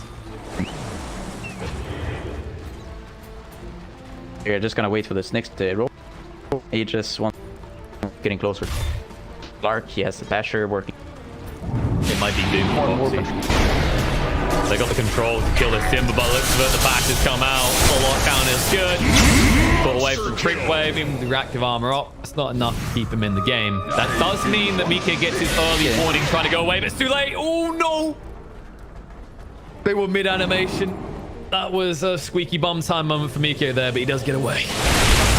And while it's very comfortable for tanky boy getting surrounded by, especially the part, you wish it didn't take you so long to die. Just once 5 stack up even. And still, you get into the stage in the game where you can say late on the game, a one good chrono can kind of turn it all. And that is kind of true that like the weakness of Navi's lineup can be these chronos, right? They're very much about getting in and out, like doing your damage in a few seconds, then retreating, coming again. If you can catch a good chrono, there's potential there. It's just the question mark of like, who is the primary target? Do you really have the damage to follow through? I think for them to be able in this game to be able to take fights, I mean, they need to be able to bring down the Chen plus whatever force. Otherwise, you can just rely on buybacks. Play with these buybacks, the Chen just brings you back into the fight. I mean, it's kind of the best option to do this. I'll take It basically works like an Aegis. Jump into the fight, you can die, you can just buy back, then brings you back. Come in with full. I mean, his whole kit is just lethal in this game, right? It's not just the recall. Like, he's the one with the Glimmer Cape. If you actually look at Liquid's damage breakdown, it's what, I'd say like 90% magical at this point. Yeah, their damage is very limited. Dire's top tower Both is the under mech attack. and Hand of God, you know, the heat. Radiant's bottom tower is under attack. 700 healed. You look at the damage from Liquid, it's not really there. No, and I'm gonna be there for a while. Right now, the name of the game for Liquid is survival. You gotta kind of drag this layer. It doesn't feel good against the Storm and Slark, sure, but you need pickoffs. If you find them as a group, you're in trouble. You can already see that they're spotted out here. The pings come out. Quakefer is still going in, though. He needs to be careful. They've got Blink moving in. Lift's going to be there. Follow-up. Silence countdown insane. Need to control him. And there's a jump in with the Abyssal. Quakefer brought down, burnt down, and killed off. Foxy just being ignored as they chase deeper. They'll find Insane here as well. Tiger trying to escape, but nope. Iceberg's magic immunity means he can't block the rollout. They do find the kill into Foxy, however. And just outside of Liquid's base, it looks like it's sieging time. Dire's top tower is Large, under yeah. attack. Gonna be Dire's structures are Press the fortified. additional hitting at some 168. Gonna go back with Roche. Dire's top tower is under attack. Very grim for. No. They need to get so much more damage. To be able to kill some of these fight. Radiant's bottom tower is under attack. All of these heroes so tanky. I'm looking through the Liquid here. It's like, okay, well, Spirit Vessel, Thousand Gold Tiger will have that. Is that going to be enough? Not really. They have good ways of dealing with it. Then you're just looking at this MKB. I feel like this whole game, if you're a Liquid fan, has been looking at Mike and wondering what's next. When's it going to happen? We've seen miraculous things out of Faceless Voids time and time again over the years, but you're going to need to pull more than one miracle out of your ass in this one. Yeah, I think it kind of feels like the Void always one or two items behind them. There Speaking of which, get out. Lotus protects. Foxy is there, savior of Liquid, but not for long enough. They move it now. Looks like they got him. They can stun lock him good. Bring him down. Dead for 50 seconds. Tiger used the magnetize, but he's netted up. He's not getting away. Just outside of the base. The worst place to have this happen to you is they can push you on the high ground now. Now you can see it.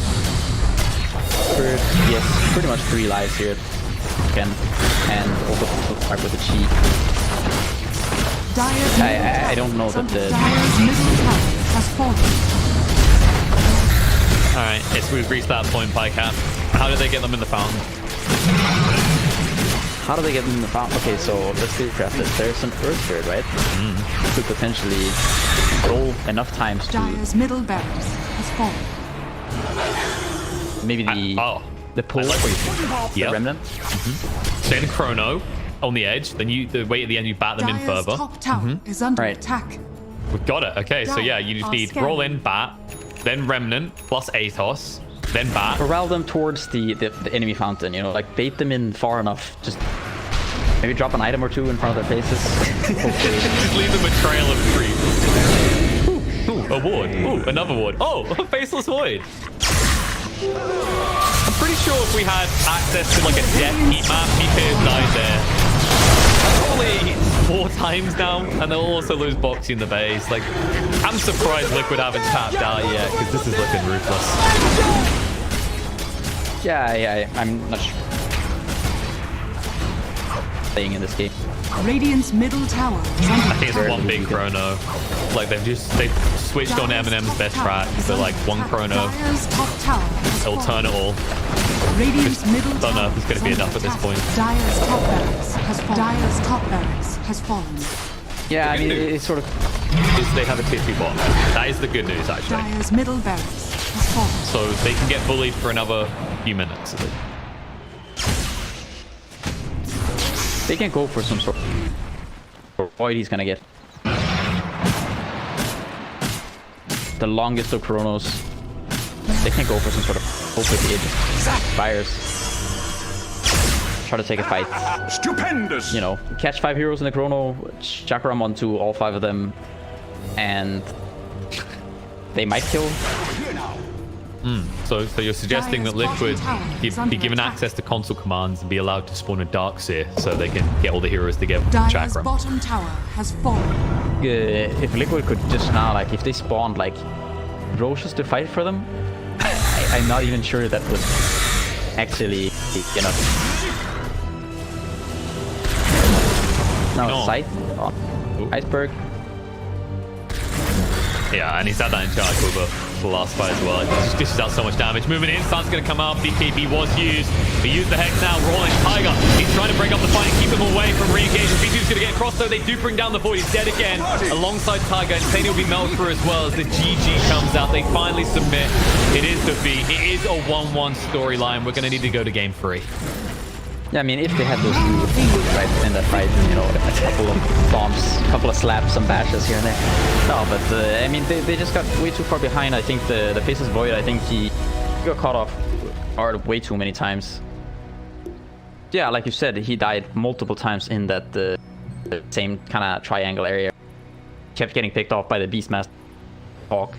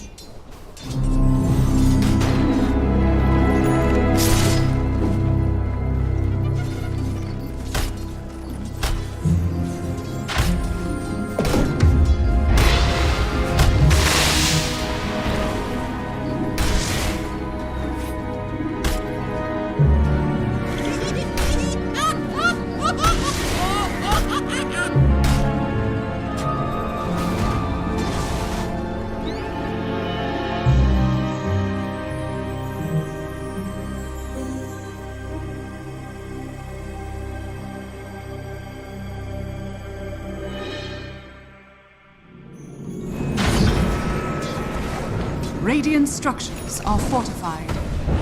Radiant's top tower is under attack.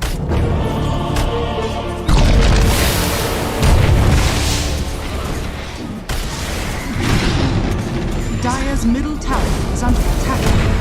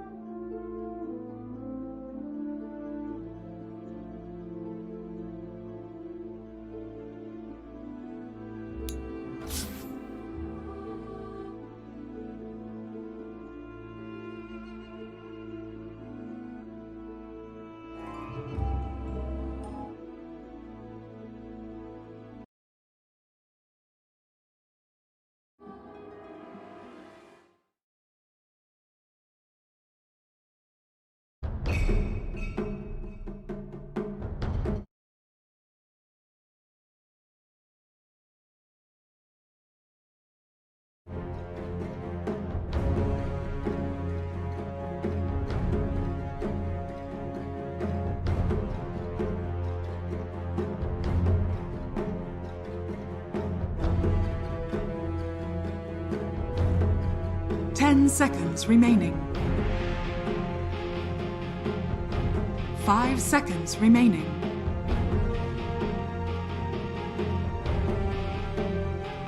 NAVI's turn to ban. Team Liquid's turn to ban.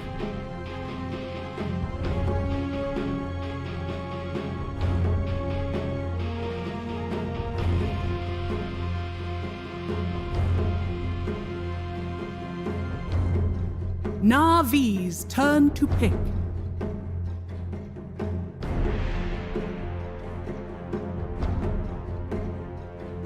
Team Liquid's turn to pick.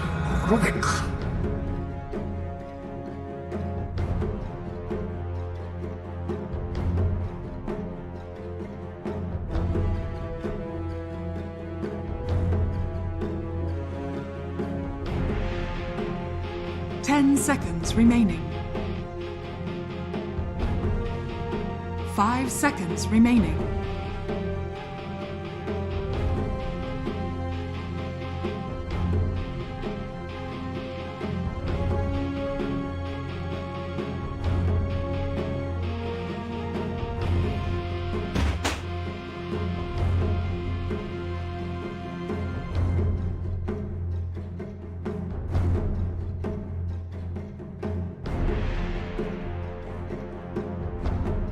NAVI's turn to pick.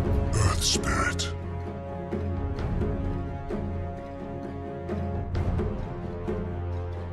Team Liquid's turn to pick. 10,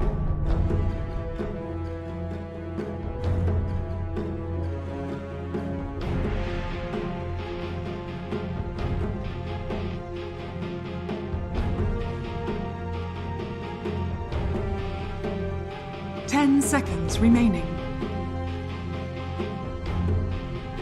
5 seconds remaining. NAVI's turn to ban. Team Liquid's turn to ban.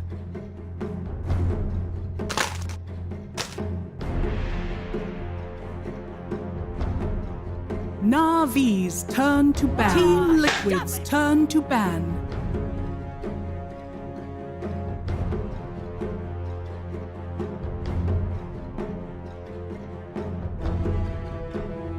NAVI's turn to ban.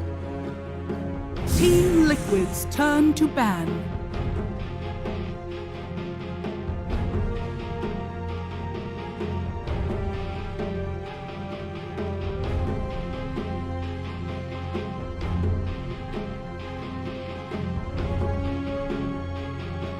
Ten seconds remaining. 5 seconds remaining.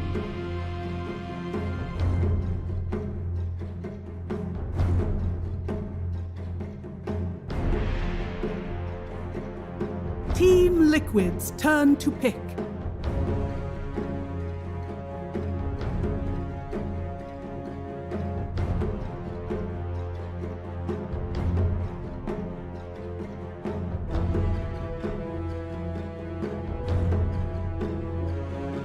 Ten seconds remaining.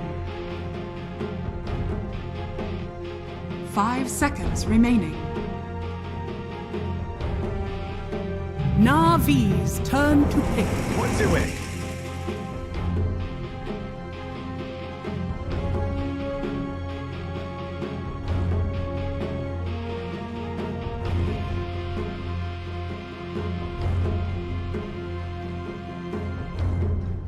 Ten seconds remaining. 5 seconds remaining.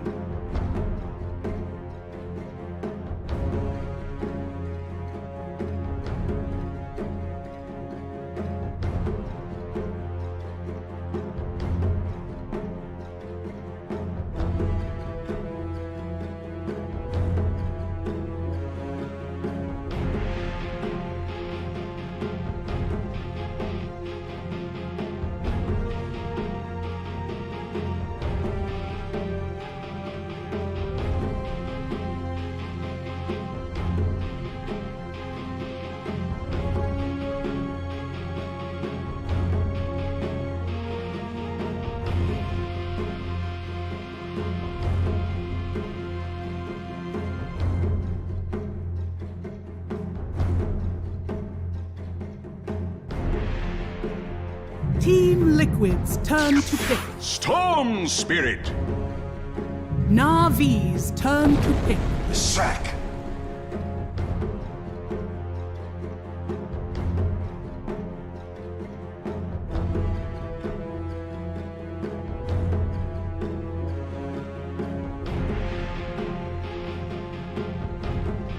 Ten 10 seconds remaining. 5 seconds remaining.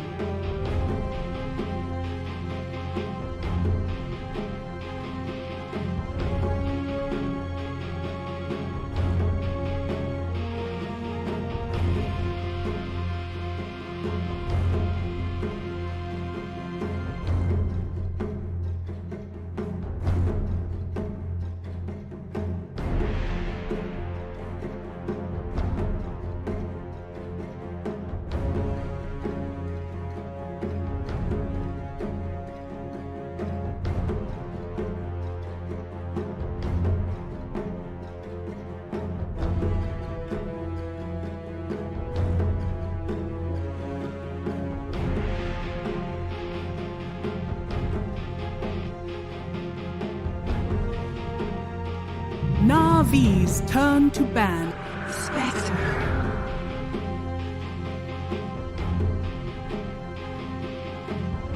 Team Liquid's turn to ban.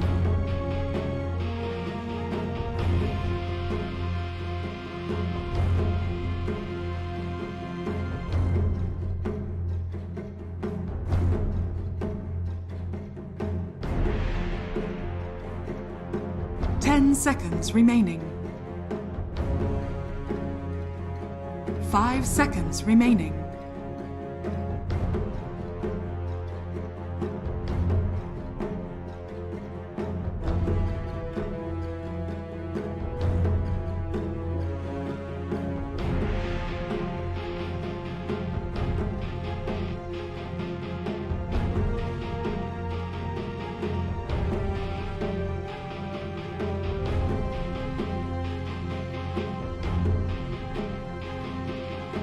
NAVI's turn to ban.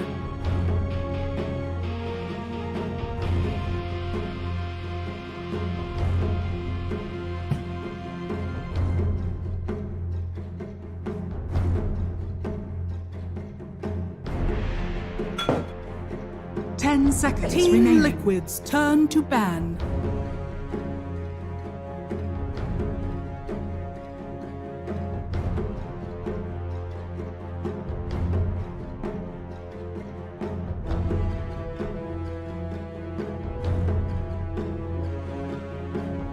Seconds remaining. 5 seconds remaining.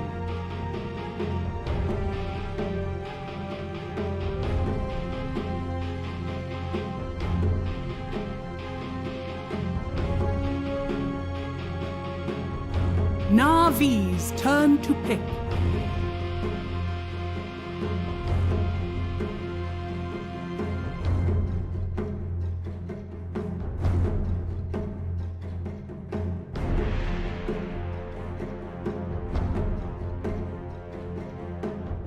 Seconds remaining.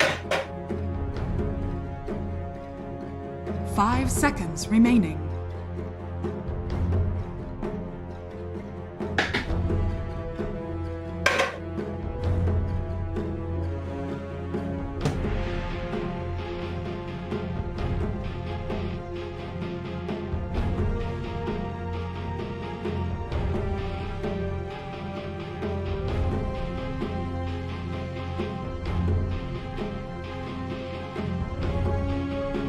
Team Liquid's turn to pick. Void incarnate.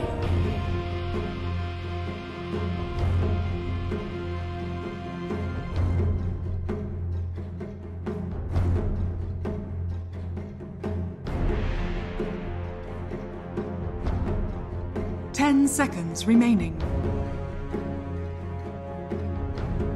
5 seconds remaining.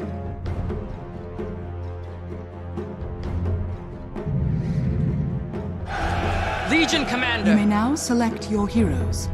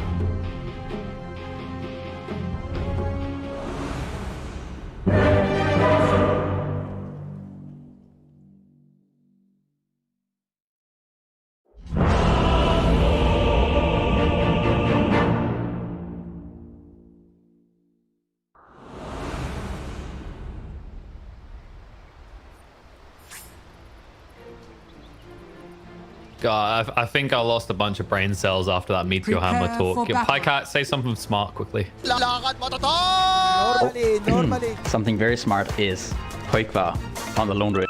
Putting him on that hero, like a recipe for Pango. Gonna go for this.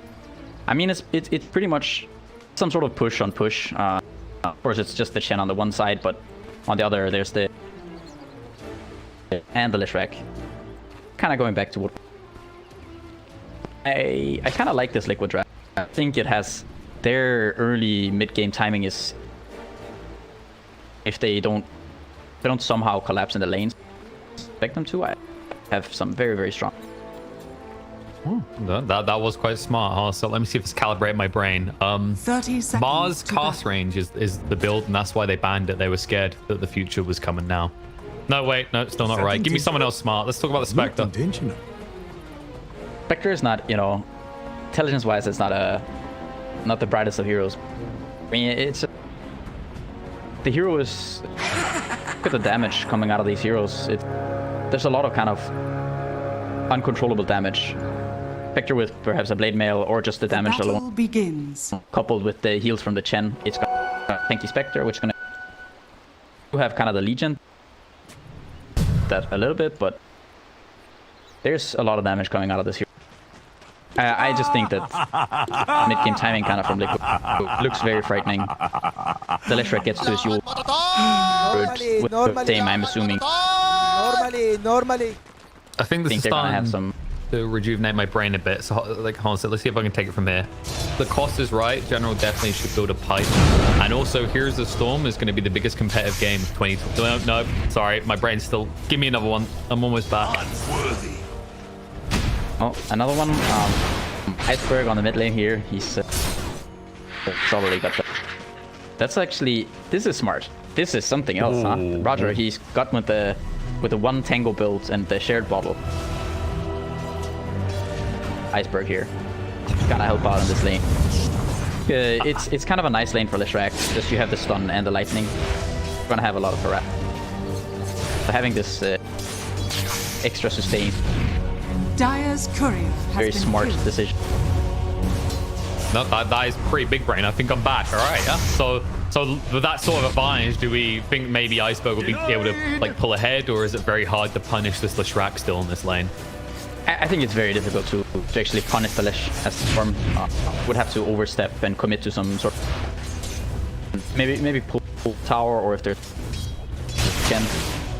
Once the storm gets 6, obviously there. But I just think he has a lot of options. He can go bottom, top lane. He can pull some wave. I think once he gets a couple of levels, I try to help out the others. Yeah, I think it kind of solidified it all when you said, you know, maybe if they rotate the Chen or the Rubicon. I chuckled because those aren't supports that rotate too well, especially against the hero like Leshrac, right? Whereas, as you said, that Earth Spirit, even the Pangolier, like these two are vastly superior in the early game for making those rotations. Iceberg is kind of making some... Yeah, now Tiger is already quite helpful here. He done this last time, if he gets the roll in, but it seems like Iceberg, he hasn't got a gap in his memory. He remembers this from the previous game. Yeah, and he can also just...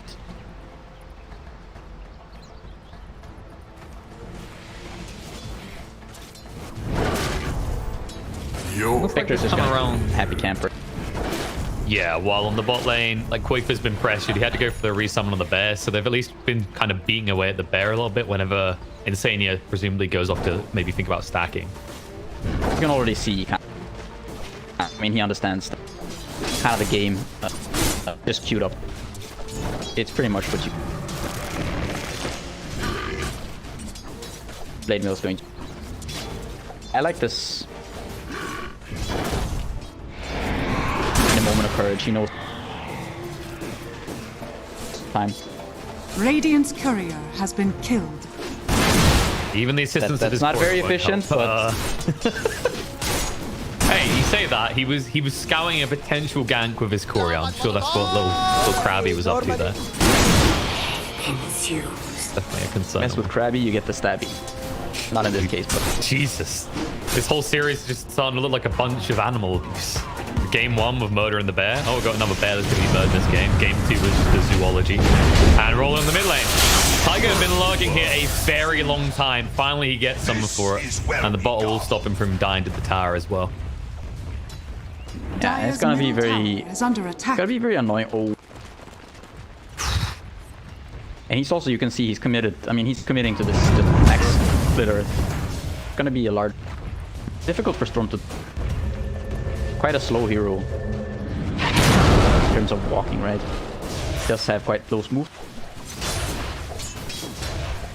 Storm might suffer a bit. Yeah, there's always the risk that Tiger just comes back and does this again. Like, yeah, you know, he's sacrificing a bit of XP, but shutting down the Storm Spirit kind of it's the key to Navi's draft in a lot of ways. Like, General, he's not having the like most dominant lanes either.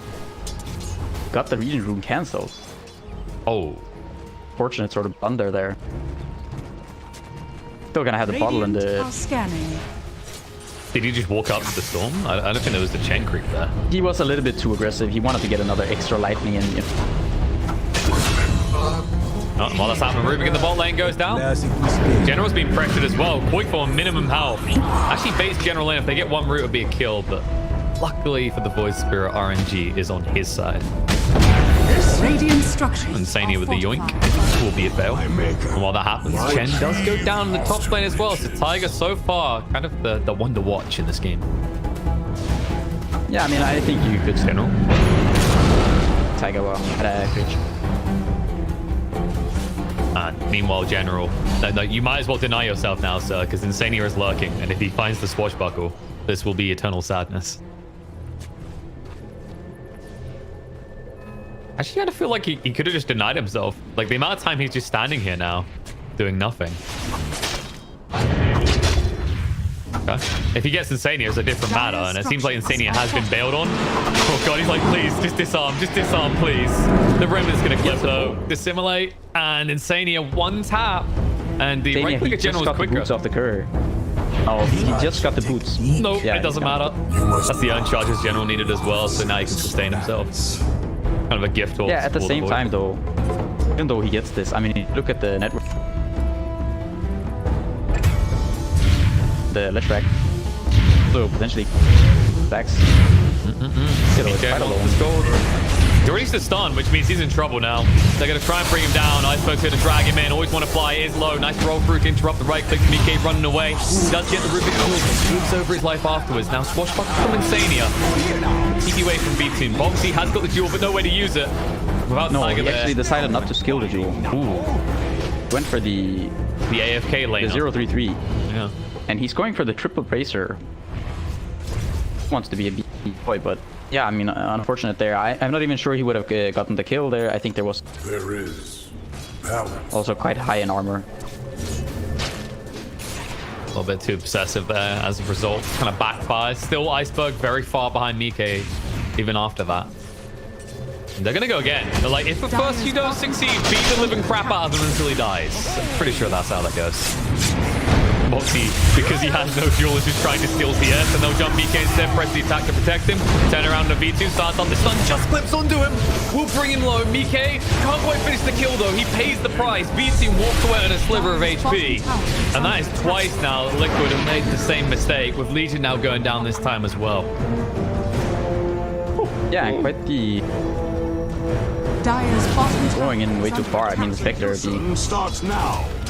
very close to picking up. Dire's bottom tower General, has despite not fallen. having the best lane in the bottom, finding a lot of. I mean, he found this kill on the Pango, which helped him out getting the charges. And And you can say this is space for Quakefoot, but at the same time, that lead you had over Iceberg, you're kind of feeding it back. And it's getting a bit concerning. While you still do have a net worth lead on your Leshrac, this is not really how this, you know, next 2 minutes after the blunders in the lane should have went for Na'Vi. They've recovered the issue. yeah, I think the Lesh kind of just going in there twice in a row, dying, gonna cost them quite a bit. Substantial net worth. Had is some of it still there. Really not what you want. And another person dies in the exact same... You know, it's kind of interesting, because in game 2, our criticism was that one member of Liquid was kind of dying in the same place. But now, they seem to have expanded upon this philosophy, and more or less as a collective team are all dying in the same place.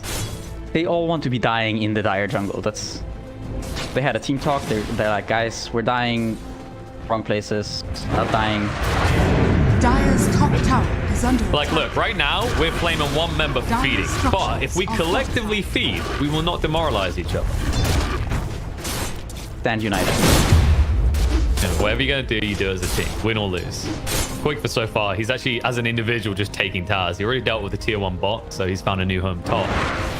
And that will at least, you know, maybe force General away. He's going to linger around because someone has to shove out these lanes, and I don't think you trust a Rubik to do it without dying.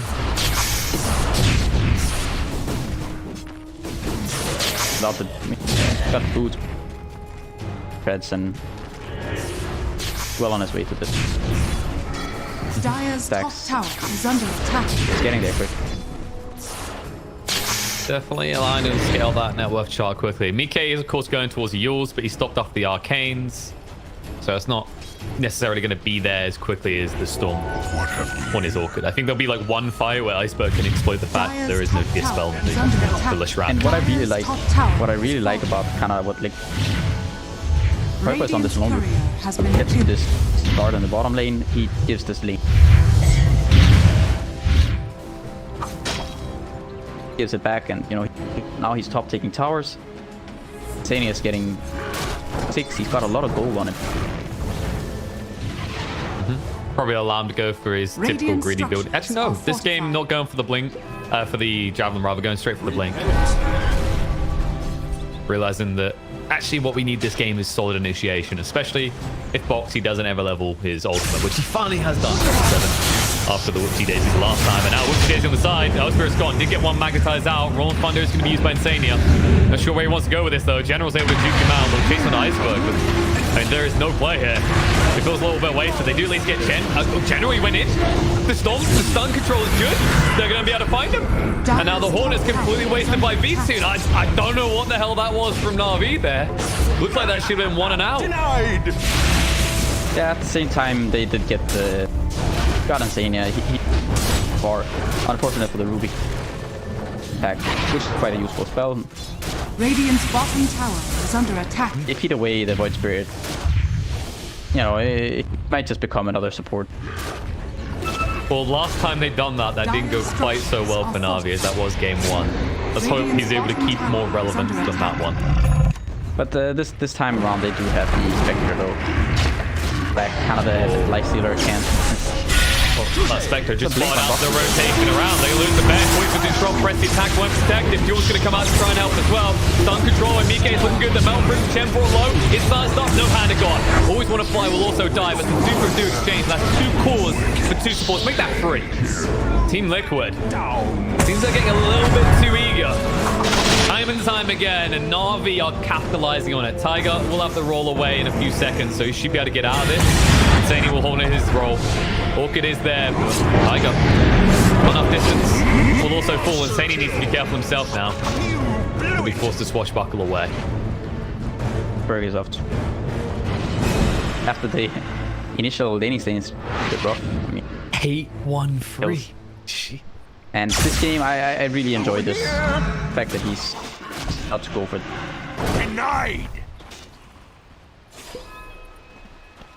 Most of the damage from Liquid. Magical until the loader gate going. I think it's more or less the kind of recurring theme is that I feel like you never have found this Bloodstone Rush on a Storm Spirit. It feels like Orchid is too good of an item right now and too easy to build into. No, of course you go for the Orchids first. It's more of you go Orchids in. Yeah. I really like it when you go really BKB. I think it'll fight earlier.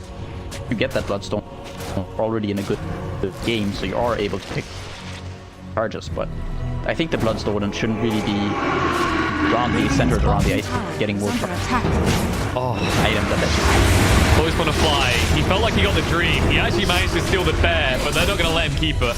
He's brought down. You can see how happy he was. He's like, yes, best steal of the game. Dire's Instantly middle just tower dies for has it. fallen. Can't have too many back. No. Doesn't make sense. This series has been a sequence of animal murder, and we have to like limit it some. Speaking of murdered, Ken's army isn't looking too bulky, so he needs to refill it. Get some stacks up. I don't feel like there's any gotcha type creep in this game. It's probably just going to be eventually like, yeah, the ice armor, get some centaurs, with the stun lord. Voila. I think the ice, the ogre frost, kind of the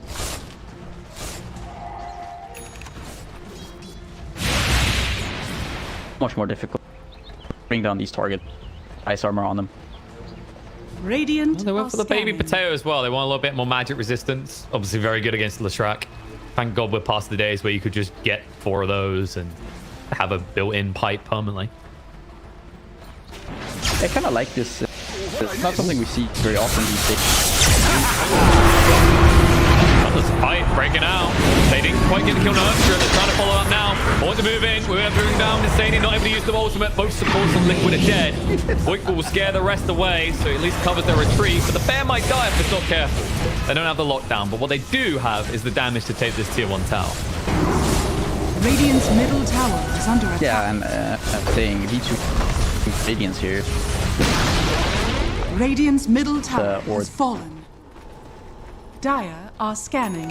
This game, he kind of job is one and jumps into fight, and he's gonna be dealing a lot of damage through Persian and Blade, and just getting hit this game.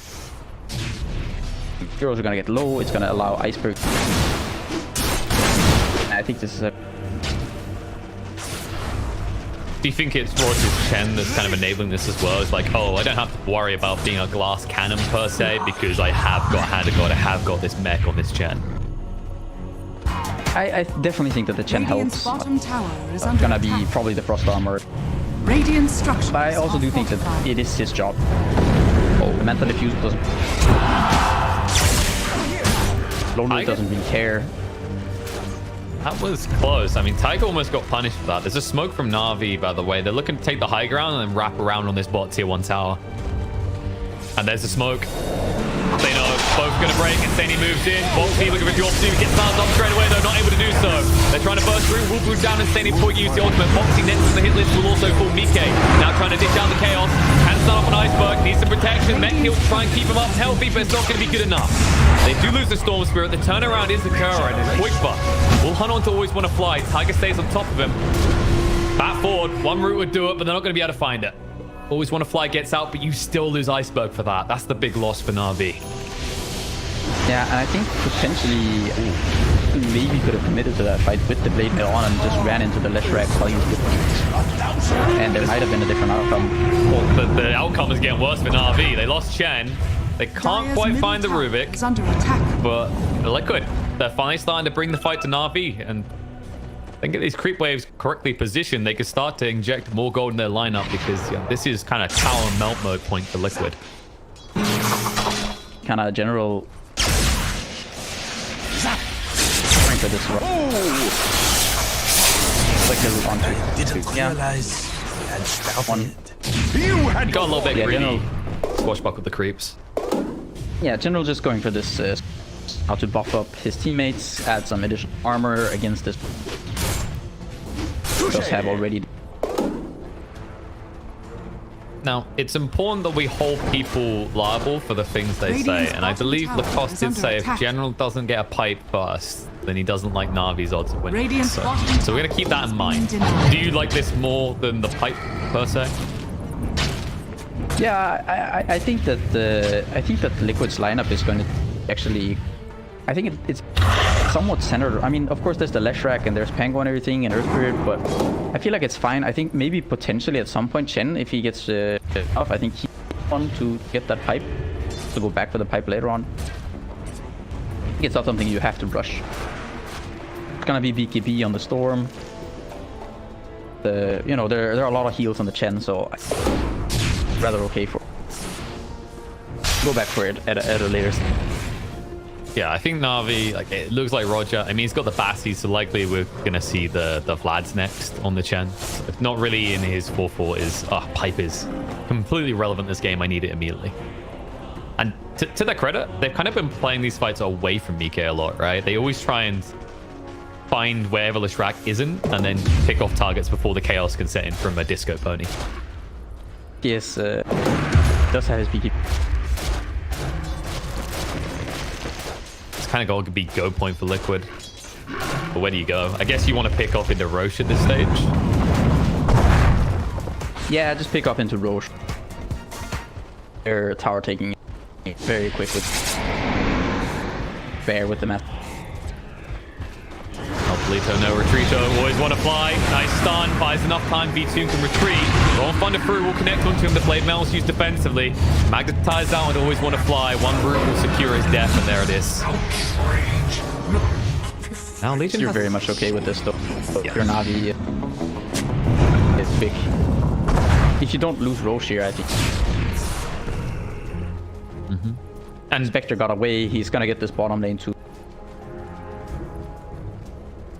It's getting close as well, and that's kind of the key part. They didn't use Dirt Big ult, right? Like, Roll of Thunder is not the longest cooldown, but it is an exposed weakness. And it seems like maybe Na'Vi think that too much, because Liquid have gone to the pit, and Na'Vi seem none the wiser.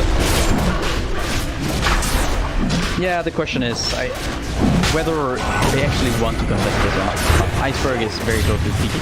Can't send it out right now, but you know, fighting without this PK Storm and without the Radiance Spectre, it feels a little bit silly.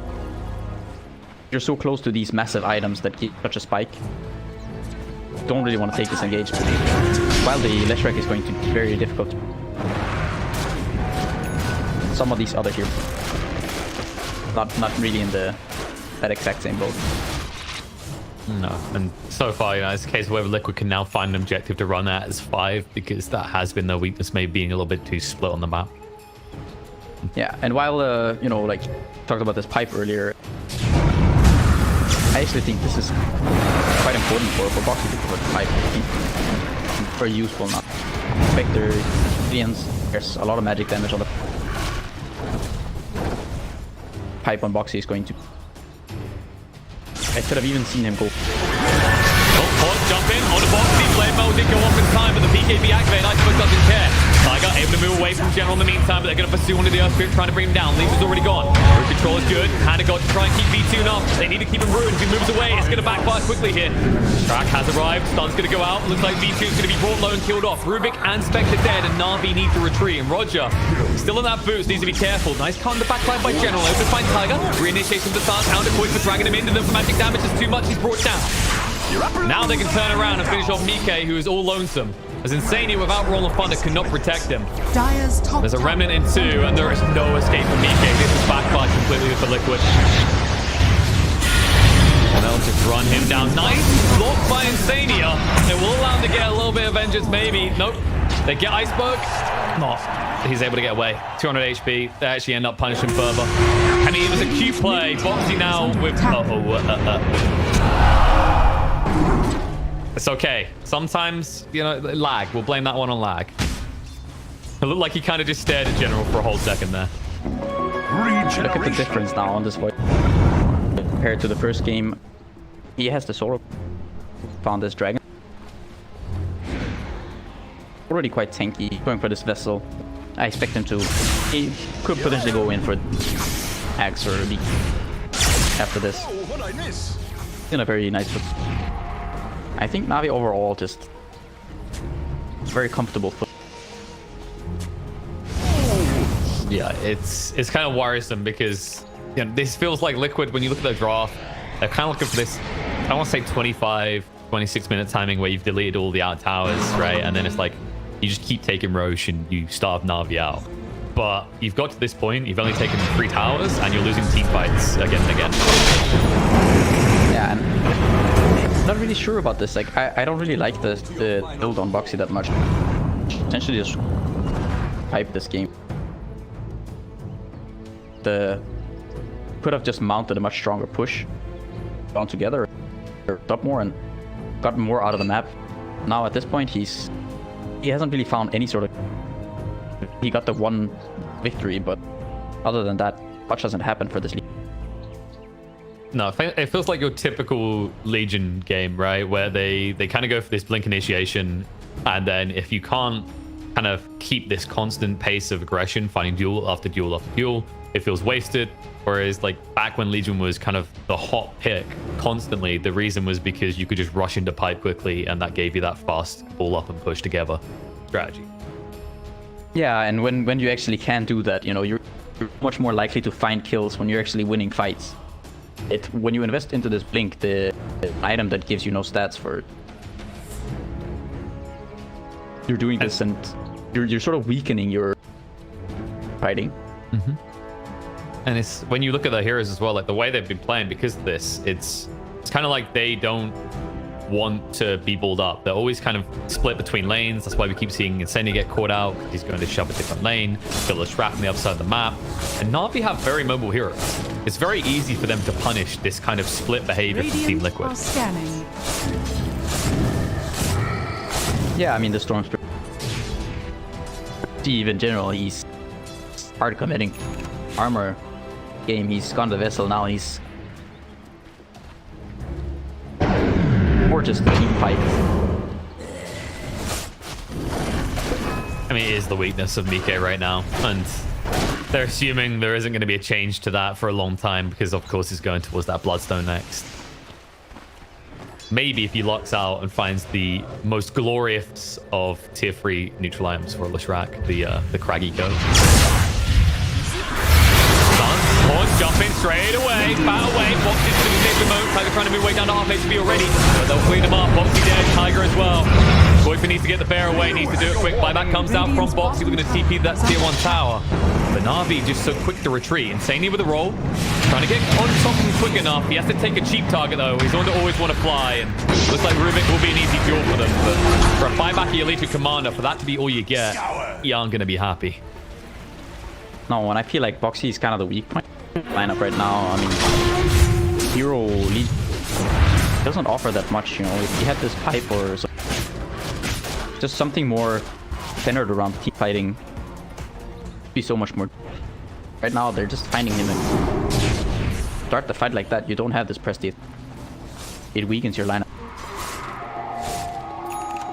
It's that kind of weird thing where because of his build, it's kind of like he's still being a core, but you've reached a point in the game where actually this is the fullback plan Legion, right? Where you have to actually be that support. And now with this BKB next as well, it feels like once again he's still trying to be the core.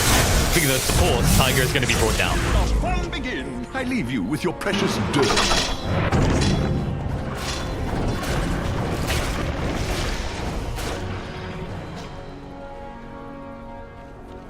And V-Tune, he's already eyeing up his next item. He's going towards the Skadi after he's completed the Manta, which he's close to having now. Already a bulky boy, level 18 on this Spectre. I think the issue is the Spectre gets to Manta and the talent with the incredibly difficult.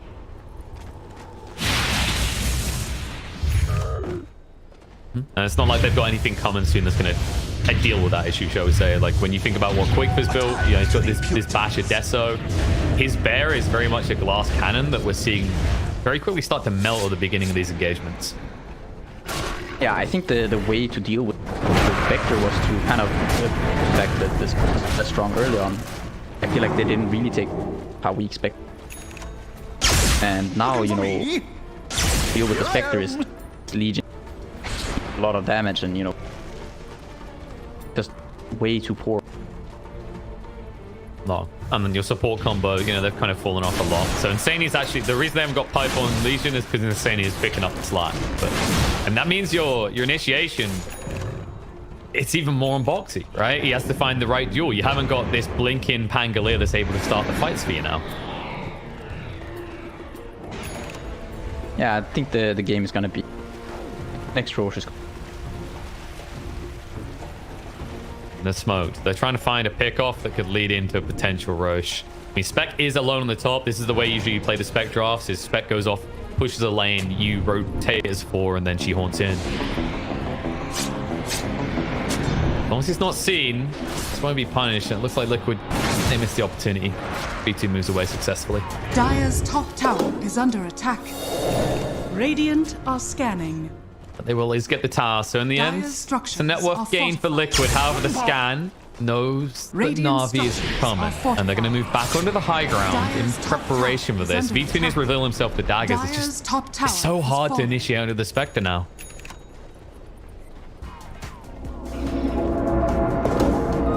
I've been wanting this.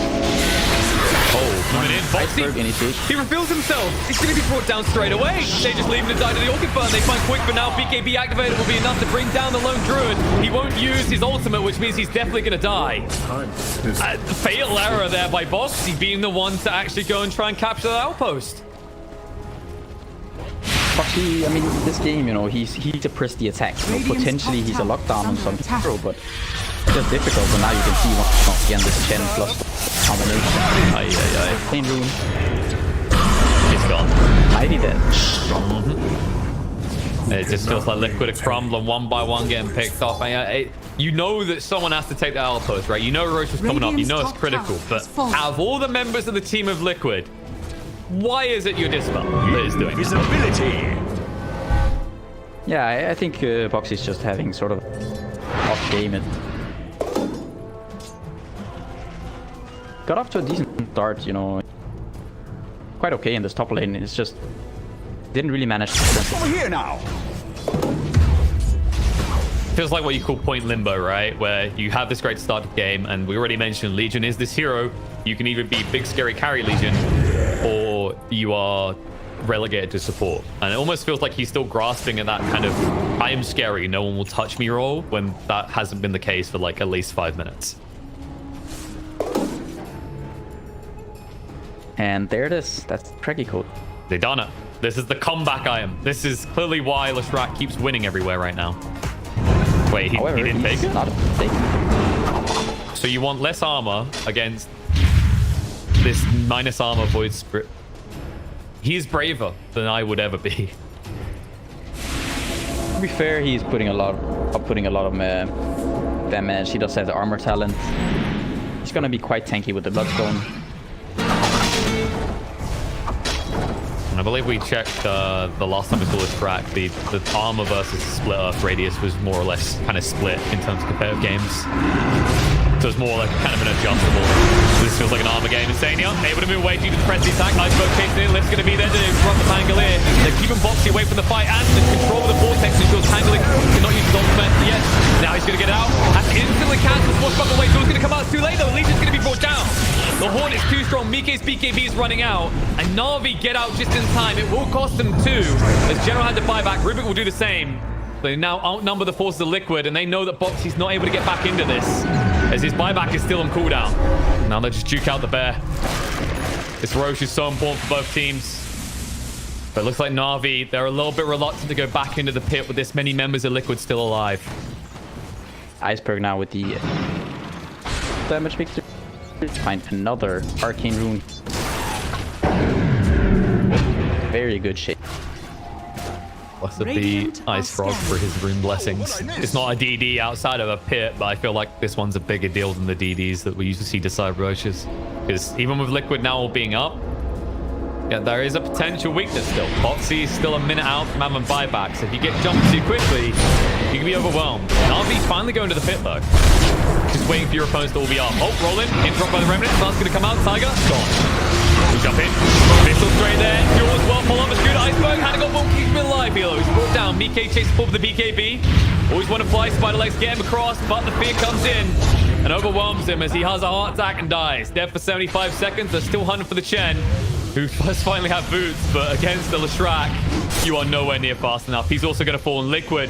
They finally get a blessing in disguise, as after that fight, they're the ones in the pit. They're the ones getting their hands on the niggas and cheese. Yeah, finally this king off. It looked like a terrible fight there. Tiger just rolls, and he immediately dies. He rolls into the Remnant, but Viper runs in with the bear, finds the abyss. He gets the stun off, and then there's the duel. Dire's middle tower is under attack. No, we see the kind of back and Radiant's forth weakness bottom tower of these is under drafts attack. as this game has been going on, because Navi still have this issue where when BKBs are up on Liquid, has fallen. what do you do? right? Because there's no denying a lot of their damage is indeed magical. Even with this build by General, it's still majority magical damage coming out from NAVI.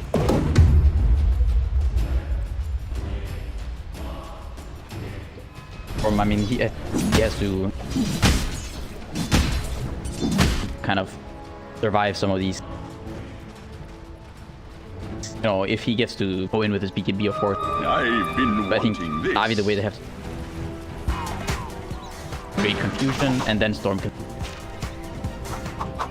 Kind of the same for both teams in terms of what they're looking for to open up the fight, right? Like, you're looking for Spectre Horn to cause chaos, and then on Liquid side, they just want Mike in deep instantly, along with the Earth Spirit, to cause chaos. Because then everything feels reactionary for the other team. Yeah, I mean, initiation. And you mentioned that Shiva's to Iceberg. I don't know if I'd say a Lincoln's is maybe better in this game, because a lot of the things that can pop Lincoln's are big initiation tools, right? You've got the Abyssal, you've got the Duel as well. Over here! I think it's the fact that the item is so... gives you a lot more damage. Of course, Lincoln's low against this bear. Quite by queuing up the guard. The armor and the kind of the minus attack speed coupled with the armor from the Chen is going to... That's true. I guess it also synergizes with the like anti-heal regen that they got going on, right? They got Skadi. They've also got the Spirit Vessel. Like, everything in this says this Lone Druid Bear cannot sustain at all, nor can his master. Preferred seeing a hype this game. Maybe over the Glimmer Cape, I'm not sure. Hype in combination. I think a pipe would help them quite a bit. I see where you come from, right? Because usually you go Glimmer of Pipe when you're talking about this kind of focused attack damage that comes out from the lineup, but Liquid have an Earth Spirit and a Leshrac. Their magical damage is very much kind of scattered across the area.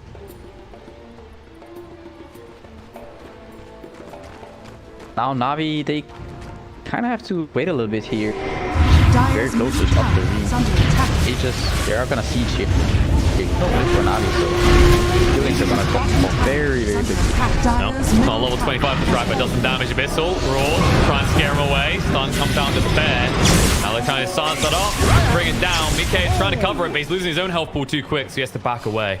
Luckily, he has that haste rune, so they can't punish him. But the bear being dead and now on cooldown for 120 seconds, Liquid might get overly defensive.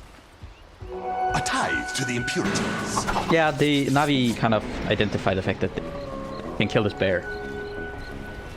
Deals a lot of damage. Build also with quiver, but focus this bear. A little something extra. It's not that hard for them to. Echoing of the realm. This is kind of the thing, you know, this hero will catch people out in their pub games a lot because everyone's like, oh, I want to kill heroes, they give gold. And now killing heroes, Lone Druid's gone.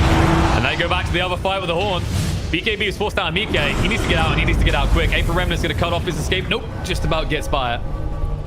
So it looks like it's only going to be quick for Dying, but when you've got the Aegis to lose the hero like that, yes, it costs them Horn. But it sets back your aggression, and if you look at all the creep waves, they're all pressuring towards Liquid side of the map.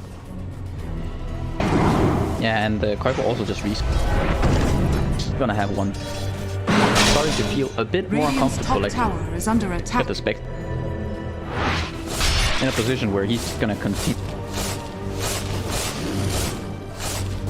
Where's the Lone Druid eventually going to fall off? Yeah, also buyback value in this game, right? When you get to these late game scenarios, you're looking for any advantage you can get, and buyback is huge in this game. You mentioned previous game, Rob, we had like the Chen who can bring one in. Well, guess what? Spec, if he's still got Horn, doesn't even need that element. So his buyback is valuable, whereas Poikfus, if he's got Bear cooldown, his buyback is worth nothing. If you look at it though, right up there on top. Next to Spectre, he's got the Bloodstone 80. Queuing up the Shivas next, he is very difficult. Yeah, right now he's just slapping a saddle on his back and saying, hop on boys, I'll carry this one. He really has to. Like, we've already highlighted Quake's falling behind. He's at least keeping up with Iceberg, but Iceberg's relevance in the fights at least feels easier, right? You can talk about how great the Lone Druid is going to be when you reach base, But you have to get past Navi's lineup first, and that's where it's easy for Iceberg to find these impacts. And I like Roger has now just shifted from the pipe. He halberd, which is also not a bad choice. I think just becoming bulky better. Force staff is to save some hero that gets gone. But I just think that being tankier, demanding more attention is a better way to go rather than trying to relocate. Yeah, like Heaven's Halberd arguably doesn't have like the biggest value in terms of you haven't got like a range carry, a real range carry you have to deal with. But I guess it's the regen capacity as well, right? Sans just amping that up further to heal them. And it looks like Iceberg did also switch up his build. He is going for that Lincoln's Net. It just feels like kind of the game-winning item for a Storm in this game.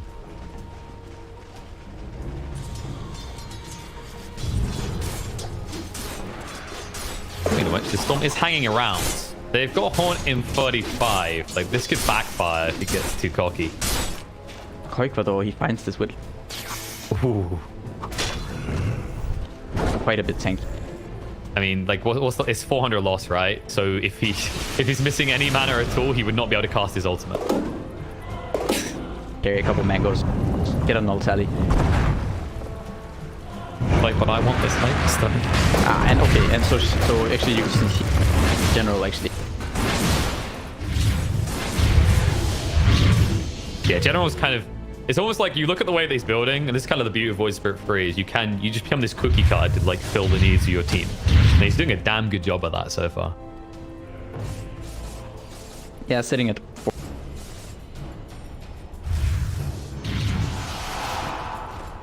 4.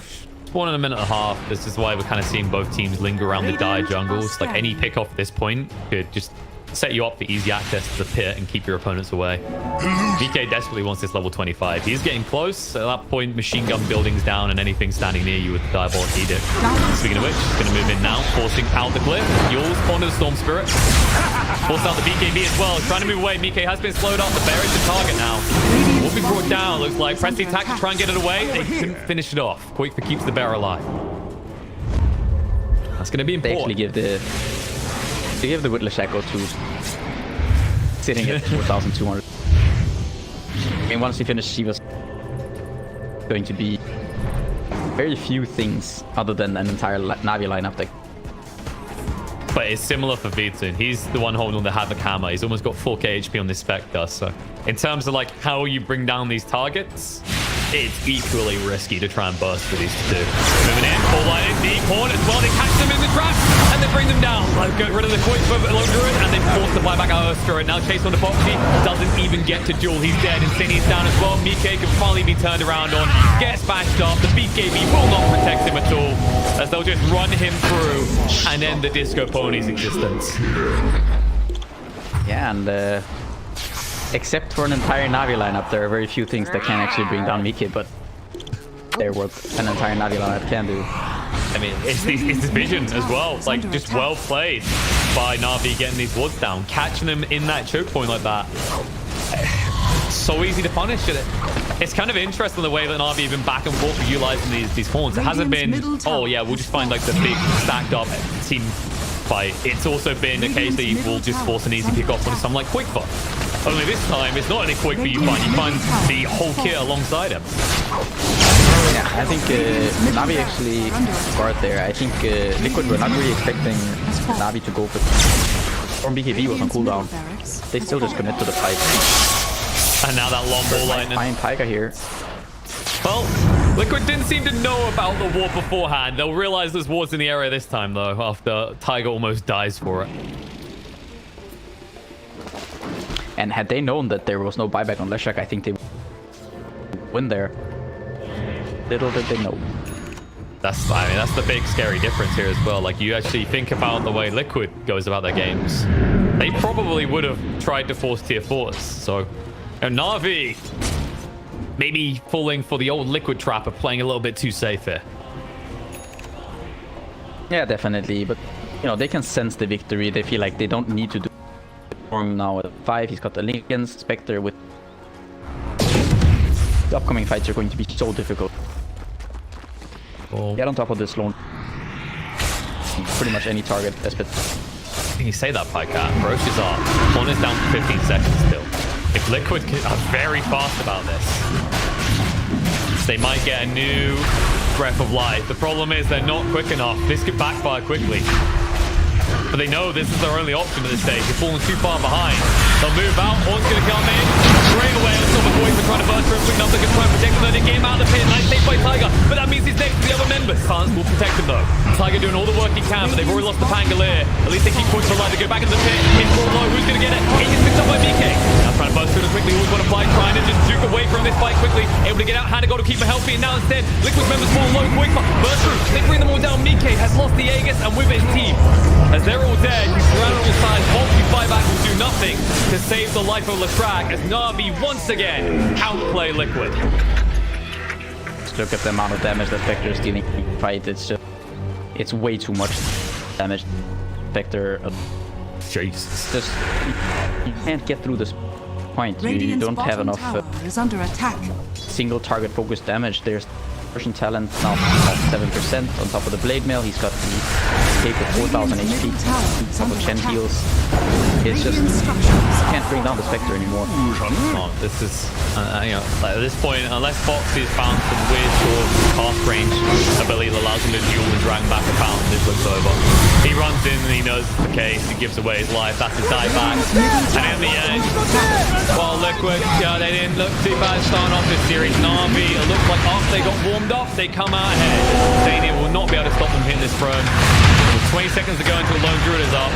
They could just finish by hitting the building. Oh! Iceberg said no, message must be sent. You will die, Iceberg. Stadia. And now they'll turn around. GG. 2-1 the storyline in the end. Navi, they get revenge after ESL. Take Liquid down. Yeah, and the adjustments kind of made by Navi there. I mean, they went with this Storm Chen twice in a row. I think they did a very good job, kind of having this job of stacking a ton for the Storm. Basically being a recall for the Storm. As well as an additional